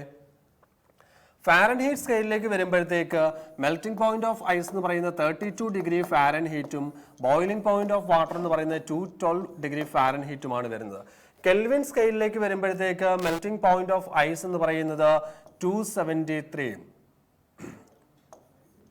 273 കെൽവിനും ബോയിലിംഗ് പോയിന്റ് ഓഫ് വാട്ടർ എന്ന് പറയുന്നത് 373 കെൽവിനുമാണ് വരുന്നത്. അപ്പോൾ ഈ ഒരു ഡേറ്റ വെച്ചുകൊണ്ട് നമുക്ക് ആ റിലേഷനിലേക്ക് വരാം. അപ്പോൾ സെൽഷ്യസിൽ നിന്നും അവിടുത്തെ മെൽറ്റിംഗ് പോയിന്റ് കുറയ്ക്കുന്നു, ഡിവൈഡഡ് ബൈ മെൽറ്റിംഗ് പോയിന്റും ബോയിലിംഗ് പോയിന്റും തമ്മിലുള്ള ഡിഫറൻസ് എടുക്കുന്നു. അപ്പോൾ ഇവിടെ മെൽറ്റിംഗ് പോയിന്റ് 0യും ബോയിലിംഗ് പോയിന്റ് 100ഉമാണ്. ഡിഫറൻസ് എന്ന് പറയുന്നത് 100 കിട്ടി, which is equal to ഫാരൻഹീറ്റിലെ ലോവസ്റ്റ് വാല്യൂ ആയ 32 കുറയ്ക്കുന്നു, ഡിവൈഡഡ് ബൈ അവിടുത്തെ ഡിഫറൻസ്, അവിടുത്തെ ലോവസ്റ്റ് വാല്യൂയും ഹയസ്റ്റ് വാല്യൂ മെൽറ്റിംഗ് പോയിന്റും ബോയിലിംഗ് പോയിന്റും നമ്മളെ ഡിഫറൻസ് എടുക്കുമ്പോഴത്തേക്ക് 180 എന്ന് കിട്ടും, 180 എന്ന് കിട്ടും.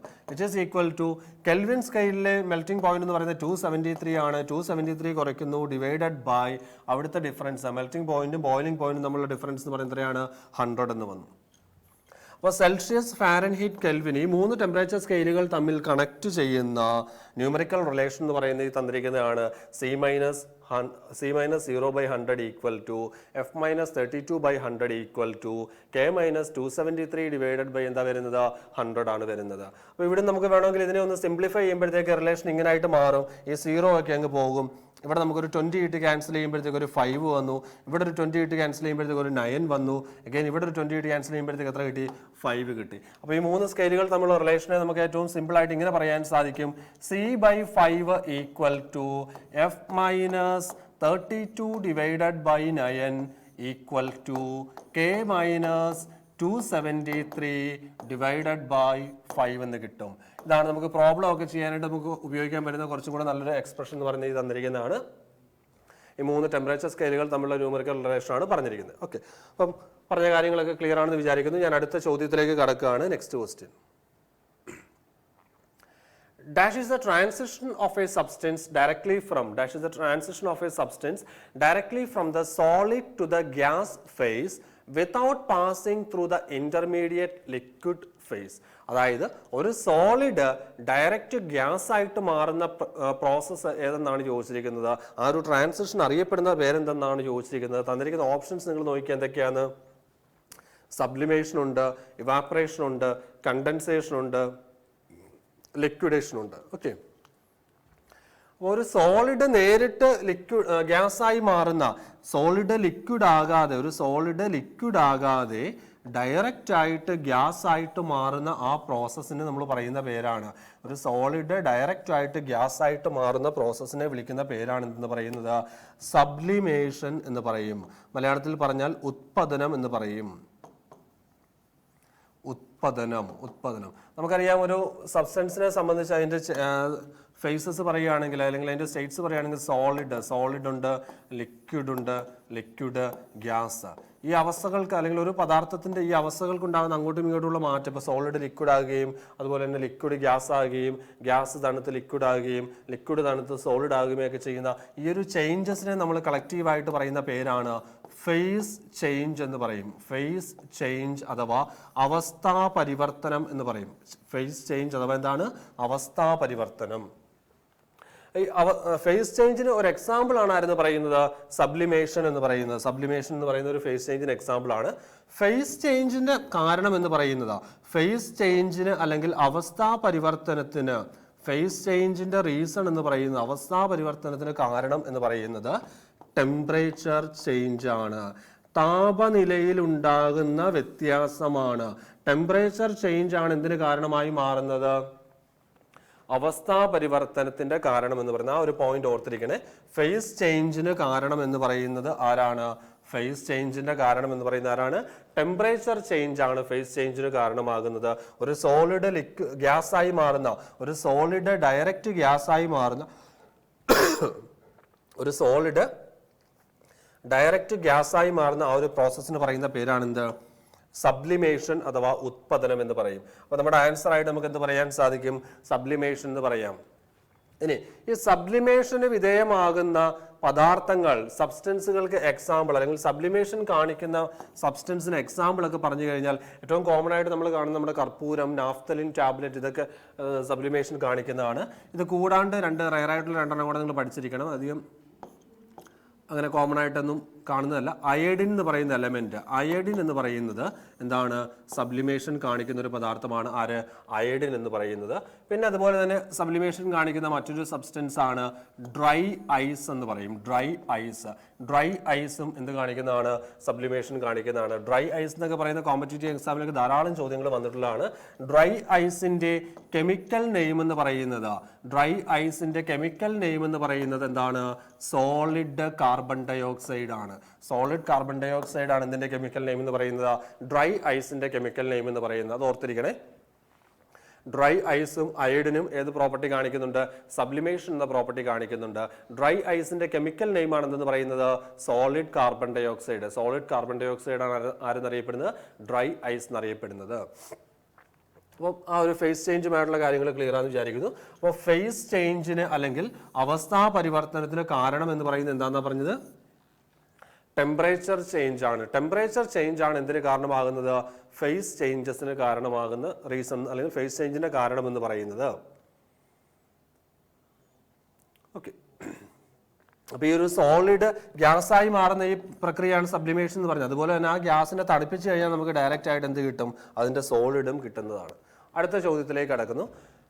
Which of the following coloured light has lowest frequency? Which of the following colored light has lowest frequency ആണ്. അപ്പോൾ നമ്മുടെ ചോദ്യത്തിന്റെ ബേസ് എന്ന് പറയുന്നത് വിസിബിൾ സ്പെക്ട്രം ആണ്. വിസിബിൾ സ്പെക്ട്രത്തെ ബേസ് ചെയ്തുകൊണ്ട് ചോദിച്ചിരിക്കുന്ന ക്വസ്റ്റ്യൻ ആണ് എന്തെന്ന് പറയുന്നത്? വിസിബിൾ സ്പെക്ട്രത്തെ ബേസ് ചെയ്ത് വന്നിരിക്കുന്ന ചോദ്യമാണ്. വിസിബിൾ സ്പെക്ട്രം എന്ന് പറയുന്ന സംഭവം ഇത്രയേ ഉള്ളൂ. നമ്മുടെ വൈറ്റ് ലൈറ്റിന്റെ കമ്പോണന്റ് കളേഴ്സിനെ ഒരു പർട്ടിക്കുലർ ഓർഡറിൽ അറേഞ്ച് ചെയ്തിരിക്കുന്നതാണ് ആരെന്ന് പറയുന്നത്? നമ്മുടെ വിസിബിൾ സ്പെക്ട്രം എന്ന് പറയുന്നത്. Visible spectrum. അപ്പോൾ വിസിബിൾ സ്പെക്ട്രത്തിലേക്ക് വരുമ്പം ഇവിടെയുള്ള ഈ ഫ്രീക്വൻസി പോലെയുള്ള പാരാമീറ്റേഴ്സിന്റെ ചേഞ്ച് നിങ്ങൾ പഠിക്കുമ്പം വയലറ്റിൽ നിന്നും റെഡിലേക്ക് പോകും തോറും, വയലറ്റിൽ നിന്നും റെഡിലേക്ക് പോകും തോറും എന്ത് സംഭവിക്കുന്നു? വേവ് ലെങ്ത് ഇൻക്രീസ് ചെയ്യുന്നു. വയലറ്റിൽ നിന്നും റെഡിലേക്ക് പോകും തോറും എന്താണ് സംഭവിക്കുന്നത്? വേവ് ലെങ്ത് അഥവാ തരംഗ ദൈർഘ്യം ഇൻക്രീസ് ചെയ്യുന്നു. അപ്പോൾ വേവ് ലെങ്ത് ഇൻക്രീസ് ചെയ്യുമ്പോഴത്തേക്ക് വയലറ്റിൽ നിന്ന് റെഡിലേക്ക് പോകും തോറും വേവ് ലെങ്ത് ഇൻക്രീസ് ചെയ്യുമ്പം അവിടുന്ന് തന്നെ നമുക്ക് രണ്ട് കാര്യങ്ങൾ പഠിച്ചു വെക്കാൻ സാധിക്കും. വേവ് ലെങ്ത് ഏറ്റവും കുറവുള്ള കളർ എന്ന് പറയുന്നത്, വേവ് ലെങ്ത് മിനിമം എന്ന് പറയുന്നത് ആർക്കായിരിക്കണം? വയലറ്റിനാണ്. വേവ് ലെങ്ത് ഏറ്റവും കുറവുള്ള കളർ എന്ന് പറയുന്ന ആരാണ്? വയലറ്റ് ആണ്. ഇനി വേവ് ലെങ്ത് ഏറ്റവും കൂടുതലുള്ള കളർ എന്ന് പറയുന്നത് നോക്കിക്കേ, വയലറ്റിൽ നിന്ന് റെഡിലേക്ക് ഇൻക്രീസ് ചെയ്യുന്നു. അപ്പോൾ ഏറ്റവും മാക്സിമം എന്ന് പറയുന്നത് ആർക്കായിരിക്കണം? റെഡിനായിരിക്കണം വേവ് ലെങ്ത് മാക്സിമം എന്ന് പറയുന്നത്. ഇനി നമ്മൾ ഫ്രീക്വൻസിയുടെ ചേഞ്ചിലേക്ക് വരുമ്പോഴത്തേക്ക് ഫ്രീക്വൻസിക്ക് ഉണ്ടാകുന്ന മാറ്റം ഇങ്ങനെയാണ്. റെഡിൽ നിന്ന് വയലറ്റിലേക്ക് പോകും തോറും, റെഡിൽ നിന്നും വയലറ്റിലേക്ക് പോകും തോറും എന്ത് ചെയ്യുന്നു? ഫ്രീക്വൻസി ഇൻക്രീസ് ചെയ്യുന്നു. അപ്പോൾ red to violet frequency increase ചെയ്യുമ്പം ഫ്രീക്വൻസി ഏറ്റവും കുറവെന്ന് പറയുന്നത് റെഡിനും ഫ്രീക്വൻസി ഏറ്റവും കൂടുതൽ എന്ന് പറയുന്ന ആർക്കാണ് വരുന്നത്? വയലറ്റിനുമാണ്. അപ്പോൾ ഫ്രീക്വൻസിയുടെ ചേഞ്ച് നമുക്ക് ഇങ്ങനെ പഠിച്ചു വെക്കാൻ സാധിക്കും. ഫ്രീക്വൻസി മിനിമം എന്ന് പറയുന്നത്, ഫ്രീക്വൻസി അല്ലെങ്കിൽ ലോവസ്റ്റ് ഫ്രീക്വൻസി ഉള്ള കളർ എന്ന് പറയുന്ന ആരാണ്? വിസിബിൾ സ്പെക്ട്രത്തിൽ ലോവസ്റ്റ് ഫ്രീക്വൻസി ഉള്ള കളർ എന്ന് പറയുന്ന വയലറ്റും, അതുപോലെ തന്നെ ഹയസ്റ്റ് ഫ്രീക്വൻസി അല്ലെങ്കിൽ മാക്സിമം ഫ്രീക്വൻസി ഉള്ള കളർ എന്ന് പറയുന്നത് ലോവസ്റ്റ് ഫ്രീക്വൻസി എന്ന് പറയുന്നത് റെഡിനും, ലോവസ്റ്റ് ഫ്രീക്വൻസി എന്ന് പറയുന്ന റെഡിനും, ഹയസ്റ്റ് ഫ്രീക്വൻസി എന്ന് പറയുന്ന ആർക്കാണ്? ഹയസ്റ്റ് ഫ്രീക്വൻസി എന്ന് പറയുന്നത് വയലറ്റിനുമാണ് വരുന്നത്. ഓർത്തിരിക്കുക, ഫ്രീക്വൻസി ഏറ്റവും കുറവെന്ന് പറയുന്നത് റെഡിനും, ഫ്രീക്വൻസി ഏറ്റവും കൂടുതൽ എന്ന് പറയുന്ന ആർക്കാണ്? വയലറ്റിനുമാണ് വരുന്നത്. ഇനി ഈ ഒരു എക്സ്ട്രീം പൊസിഷൻ തന്നെ ആകണമെന്നില്ല. ഏതെങ്കിലും ഒരു ഈ 7 എണ്ണത്തിൽ ഏതെങ്കിലും 4 എണ്ണമൊക്കെ എടുത്ത് വേണമെങ്കിലും ഓപ്ഷൻ തരാം. ഈ വയലറ്റും റെഡും ഒക്കെ ഓപ്ഷനിൽ ഉണ്ടാകണമെന്ന് നിർബന്ധമൊന്നുമില്ല. അപ്പോൾ അതിൽ ഏതെങ്കിലും വന്നു കഴിഞ്ഞാലും ഈ ഒരു ഓർഡർ നിങ്ങൾ പഠിച്ചു വെക്കുക. വയലറ്റിൽ നിന്ന് റെഡിലേക്ക് പോകും തോറും വേവ് ലെങ്ത് കൂടുന്നു. വേവ് ലെങ്ത് ഏറ്റവും കുറവ് വയലറ്റിന്, വയലറ്റ് കഴിഞ്ഞാൽ പിന്നെ കൂടുതൽ എന്ന് പറയുന്നത് ഇൻഡിഗോ, ഇൻഡിഗോ കഴിഞ്ഞാൽ പിന്നെ ബ്ലൂവിന് വേവ് ലെങ്ത് കൂടുതലാണ്. അങ്ങനെ കൂടിയാണ് പോകുന്നത്. ഫ്രീക്വൻസിയുടെ ചേഞ്ച് പറയുമ്പോൾ റെഡിൽ നിന്ന് വയലറ്റിലേക്ക് പോകും തോറും ഫ്രീക്വൻസി എന്താണ് ചെയ്യുന്നത്? ഇൻക്രീസ് ചെയ്യുകയാണ് ചെയ്യുന്നത്. ഫ്രീക്വൻസി ഏറ്റവും കുറവ് റെഡിനും ഏറ്റവും കൂടുതൽ ആർക്കാണ്? വയലറ്റിനുമാണ്. അപ്പോൾ നമ്മുടെ ചോദ്യത്തിൽ ലോവസ്റ്റ് ഫ്രീക്വൻസി എന്നാണ് അവർ ചോദിച്ചിരിക്കുന്നത്. അപ്പോൾ നമ്മുടെ ആൻസർ ആയിട്ട് എന്ത് പറയാൻ സാധിക്കും? റെഡ് ആണ്. ഫ്രീക്വൻസി ഏറ്റവും കുറഞ്ഞ കളർ എന്ന് പറയുന്നത്, ഫ്രീക്വൻസി ഏറ്റവും കുറവുള്ള കളർ എന്ന് പറയുന്ന ആരാണ്? റെഡ് ആണ് നമ്മുടെ ആൻസർ എന്ന് പറയുന്നത്. ഇനി കഴിഞ്ഞിട്ടില്ല, ഇവിടുന്ന് 2-3 കാര്യങ്ങളോട് നമുക്ക് പഠിക്കണം. Relation between frequency and energy. എനർജിയും ഫ്രീക്വൻസിയും തമ്മിലുള്ള റിലേഷൻസ് ആണ്. Energy is directly proportional to, energy is directly proportional to എന്താണ്? ഫ്രീക്വൻസി ആണ്. അല്ലെങ്കിൽ E is equal to h nu എന്ന് പറഞ്ഞ റിലേഷൻ നമ്മൾ സ്കൂൾ ക്ലാസ്സിലൊക്കെ പഠിച്ചിട്ടുണ്ട്. അവിടെ h എന്ന് പറയുന്നത് പ്ലാങ്ക്സ് കോൺസ്റ്റന്റ് ആണ്. h എന്ന് പറയുന്ന ആരാണ്? പ്ലാങ്ക്സ് കോൺസ്റ്റന്റ് ആണ് ആരെന്ന് പറയുന്നത്? h എന്നറിയപ്പെടുന്നത്. അപ്പോൾ energy is directly proportional to frequency എന്ന് പറഞ്ഞു കഴിഞ്ഞാൽ ഫ്രീക്വൻസിക്ക് ഉണ്ടാകുന്ന ചേഞ്ച് എന്താണോ അതേ ചേഞ്ച് തന്നെയായിരിക്കും ആർക്കും സംഭവിക്കുന്നത്? എനർജിക്കും ഉണ്ടാകുന്നത്. ഫ്രീക്വൻസി കൂടുമ്പോൾ എനർജി കൂടുന്നു.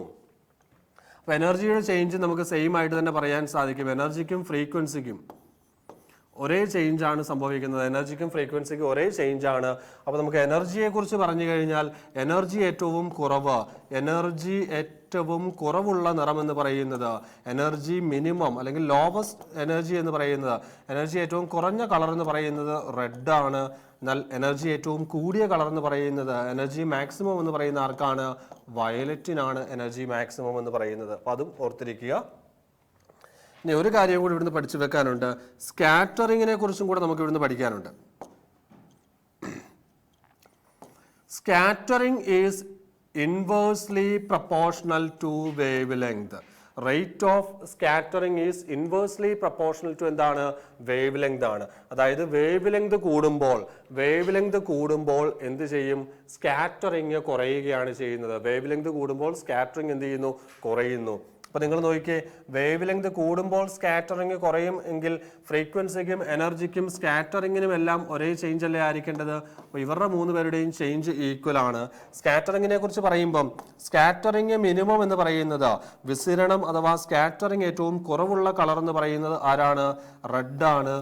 അങ്ങനെ സ്കാറ്ററിങ് കുറവായതുകൊണ്ട് തന്നെ വളരെ ദൂരെ നിന്നുകൊണ്ട് തന്നെ നമുക്ക് റെഡ് കളറിനെ തിരിച്ചറിയുവാനൊക്കെ സാധിക്കും. അതുകൊണ്ട് ഡേഞ്ചർ സിഗ്നലിലൊക്കെ ഏത് ഉപയോഗിക്കുന്നു? റെഡ് ഉപയോഗിക്കുന്നു. സ്കാറ്ററിങ് ഏറ്റവും കുറവ് റെഡിനും സ്കാറ്ററിങ് ഏറ്റവും കൂടിയ നിറം എന്ന് പറയുന്നത്, സ്കാറ്ററിങ് മാക്സിമം എന്ന് പറയുന്നത് ആർക്കാണ്? വയലറ്റിനാണ്. സ്കാറ്ററിങ് ഏറ്റവും കൂടിയ നിറം എന്ന് പറയുന്ന ആർക്കാണ്? വയലറ്റിനാണ് സ്കാറ്ററിങ് ഏറ്റവും കൂടുതൽ എന്ന് പറയുന്നത്. ഓക്കെ, അത്രയും കാര്യങ്ങൾ ക്ലിയർ ആണെന്ന് വിചാരിക്കുകയാണ്. അപ്പോൾ നമ്മുടെ ഈ ചോദ്യത്തിന്റെ ആൻസർ എന്ന് പറയുന്നത് എന്ത് പറയാം? റെഡ് എന്ന് പറയാം. അടുത്ത ക്വസ്റ്റ്യനിലേക്ക് കടക്കുന്നു.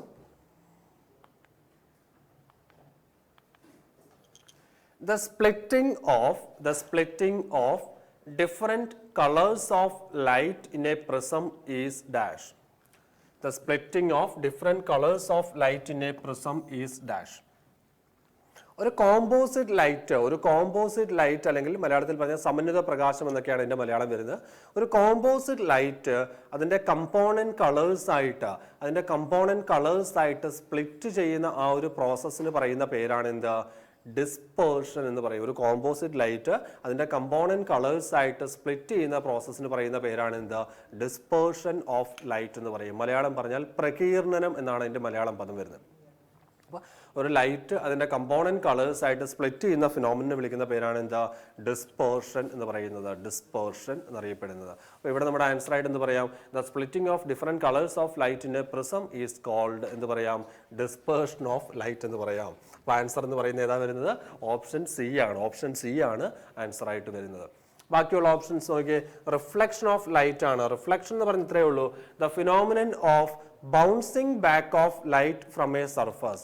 ഒരു പ്രതലത്തിലേക്ക് പ്രകാശം വന്ന് വീണ് ആ പ്രതലത്തിൽ നിന്നും ലൈറ്റ് ബൗൺസ് ബാക്ക് ചെയ്യുന്ന ആ ഫിനോമിനൻ പറയുന്ന പേരാണ് എന്ത്?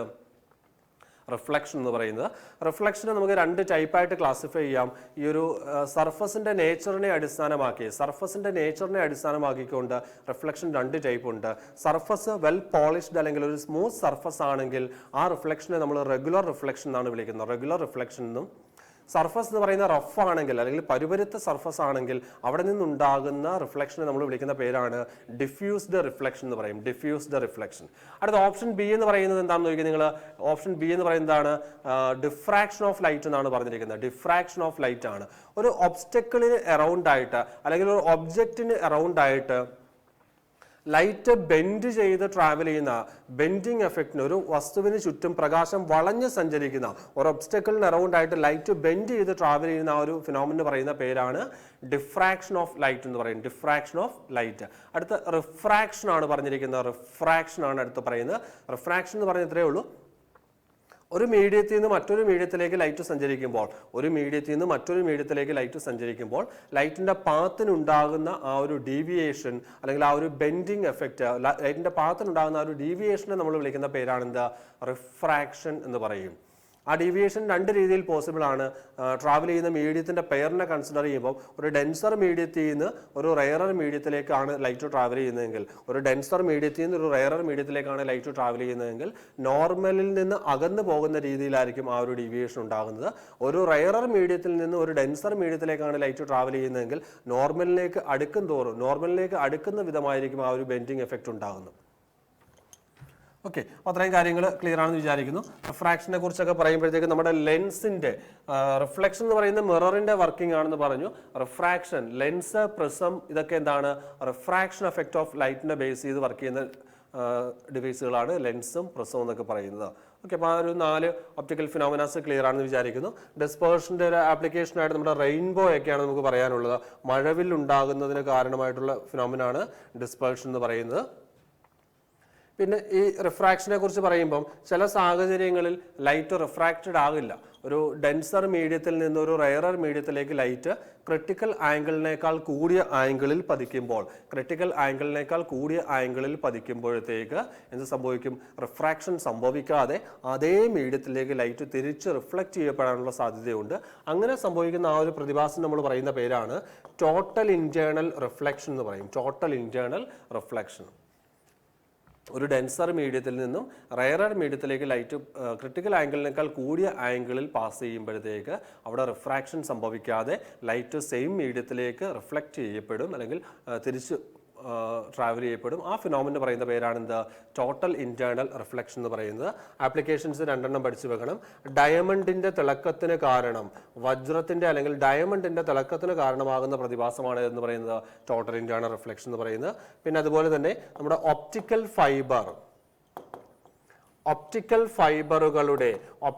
ഫൈബേഴ്സിന്റെ വർക്കിംഗ് പ്രിൻസിപ്പിൾ എന്ന് പറയുന്നതും എന്ത് തന്നെയാണ്? ടോട്ടൽ ഇന്റേണൽ റിഫ്ലക്ഷൻ ആണ്. ഒപ്റ്റിക്കൽ ഫൈബേഴ്സിന്റെ വർക്കിംഗ് പ്രിൻസിപ്പിളും എന്താ വരുന്നത്? ടോട്ടൽ ഇന്റേണൽ റിഫ്ലക്ഷൻ ആണ്. ഈ ഒപ്റ്റിക്കൽ ഫൈബർ കണ്ടുപിടിച്ചത് അല്ലെങ്കിൽ ഒപ്റ്റിക്കൽ ഫൈബർ എന്ന ടേം ഇൻട്രൊഡ്യൂസ് ചെയ്തെന്നൊക്കെ ചോദിച്ചു കഴിഞ്ഞാൽ നരേന്ദർ സിംഗ് കപാനിയാണ് കേട്ടോ. നരേന്ദർ സിംഗ് കപാനിയാണ് എന്ത് കണ്ടുപിടിച്ചത്? ഒപ്റ്റിക്കൽ ഫൈബർ കണ്ടുപിടിച്ചത്, അല്ലെങ്കിൽ ഫാദർ ഓഫ് ഫൈബർ ഒപ്റ്റിക്സ് എന്നറിയപ്പെടുന്നത്. ആരാണ്? നരേന്ദർ സിംഗ് കപാനിയാണ് ഫാദർ ഓഫ് ഫൈബർ ഒപ്റ്റിക്സ് എന്ന് അറിയപ്പെടുന്നത്. ഓക്കെ, അപ്പോൾ നമുക്കൊരു ക്വസ്റ്റ്യൻ കൂടെ ഡിസ്കസ് ചെയ്ത് നമുക്ക് ഈ ഒരു സെഷൻ അവിടെ തൽക്കാലത്തേക്ക് വൈൻഡപ്പ് ചെയ്യാം. ബാക്കി ചോദ്യങ്ങൾക്ക് നമുക്ക് അടുത്ത സെഷനിലേക്ക് കണ്ടിന്യൂ ചെയ്യാം. അടുത്ത ക്വസ്റ്റ്യൻ എന്ന് പറയുന്നത്, അടുത്തതും ഒരു ന്യൂമറിക്കൽ പ്രോബ്ലം ആണ് വന്നിരിക്കുന്നത്. The focal length of A concave mirror with a radius of curvature 20 centimetre is dash. അപ്പോൾ ഫോക്കൽ ലെങ്ത് കണ്ടെത്താനാണ് നമ്മളോട് ആവശ്യപ്പെട്ടിരിക്കുന്നത്. ഫോക്കൽ ലെങ്ത് എന്ന് പറയുന്നത് എത്രയാണെന്ന് കണ്ടെത്തണം. അപ്പോൾ ഇവിടെ നമ്മുടെ ചോദ്യം അനുസരിച്ച് റേഡിയസ് ഓഫ് കർവേച്ചറും ഫോക്കൽ ലെങ്തും തമ്മിലുള്ള ന്യൂമറിക്കൽ റിലേഷൻ എന്ന് പറയുന്നത് ഇതാണ്. R is equal to 2f ആണ്. Radius of curvature is equal എന്താണ്? 2 times ഫോക്കൽ ലെങ്ത് ആണ്. R is equal to 2f ആണ് വരുന്നത്. അപ്പോൾ അവിടെ നിങ്ങൾ നോക്കിയേ, ഫോക്കൽ ലെങ്ത് എന്ന് പറയുന്നത് R/2 എന്നല്ലേ കിട്ടുന്നത്? R/2 ആണ് എന്തെന്ന് പറയുന്നത്? ഫോക്കൽ ലെങ്ത് എന്ന് പറയുന്നത്. അപ്പൊ നമുക്ക് ഇവിടുന്ന് കണ്ടെത്തേണ്ടത് എന്താണെന്ന് നോക്കിയേ, the focal length of A concave mirror with radius of curve. അപ്പൊ റേഡിയസ് ഓഫ് കർവേച്ചർ ആണ് തന്നിരിക്കുന്നത്. റേഡിയസ് ഓഫ് കർവേച്ചർ എന്ന് പറയുന്നത് തന്നിട്ടുണ്ട്. R is equal എത്രയാണ്? 20 സെന്റിമീറ്റർ എന്ന് തന്നിട്ടുണ്ട്. അത് വെച്ചുകൊണ്ട് ഫോക്കൽ ലെങ്ത് കാണണം. അപ്പോൾ ഫോക്കൽ ലെങ്ത് കാണാനായിട്ട് റേഡിയസ് ഓഫ് കർവേച്ചറിന്റെ പകുതി എടുത്താൽ മതി. അപ്പോൾ 20 ഡിവൈഡഡ് ബൈ 2 എന്ന് എടുത്താൽ മതി. അല്ലെങ്കിൽ എന്ത് പറയാൻ സാധിക്കും? 10 സെന്റിമീറ്റർ എന്ന് പറയാൻ സാധിക്കും. അപ്പോൾ ഇവിടെ ഫോക്കൽ ലെങ്ത് എന്ന് പറയുന്നത് എത്രയാണ്? 10 സെന്റിമീറ്റർ ആണ് ഫോക്കൽ ലെങ്ത്. അപ്പോൾ ആൻസർ എന്ന് പറയുന്നത് എന്താ വരുന്നത്? ഓപ്ഷൻ ഡി ആണ് റൈറ്റ് ആൻസർ എന്ന് പറയുന്നത്. ഓക്കെ, അപ്പം ഡിസ്കസ് ചെയ്ത ചോദ്യങ്ങളൊക്കെ മനസ്സിലായി, റിലേറ്റഡ് ഫാക്ട്സ് ഒക്കെ പ്രയോജനം ചെയ്തു എന്ന് വിചാരിക്കുകയാണ്. അപ്പം പഠനമൊക്കെ നല്ല രീതിയിൽ പോവുക, റിവിഷനൊക്കെ നല്ല രീതിയിൽ ചെയ്തു എക്സാമിന് പോവുക. അപ്പോൾ നല്ലൊരു വിജയം ഉണ്ടാകട്ടെ എന്ന് എല്ലാവർക്കും ആശംസിക്കുന്നു. അപ്പോൾ തൽക്കാലത്തേക്ക് ഇവിടെ വൈൻഡപ്പ് ചെയ്യുകയാണ്. അടുത്ത സെഷൻ നമുക്ക് വീണ്ടും കാണാം. താങ്ക്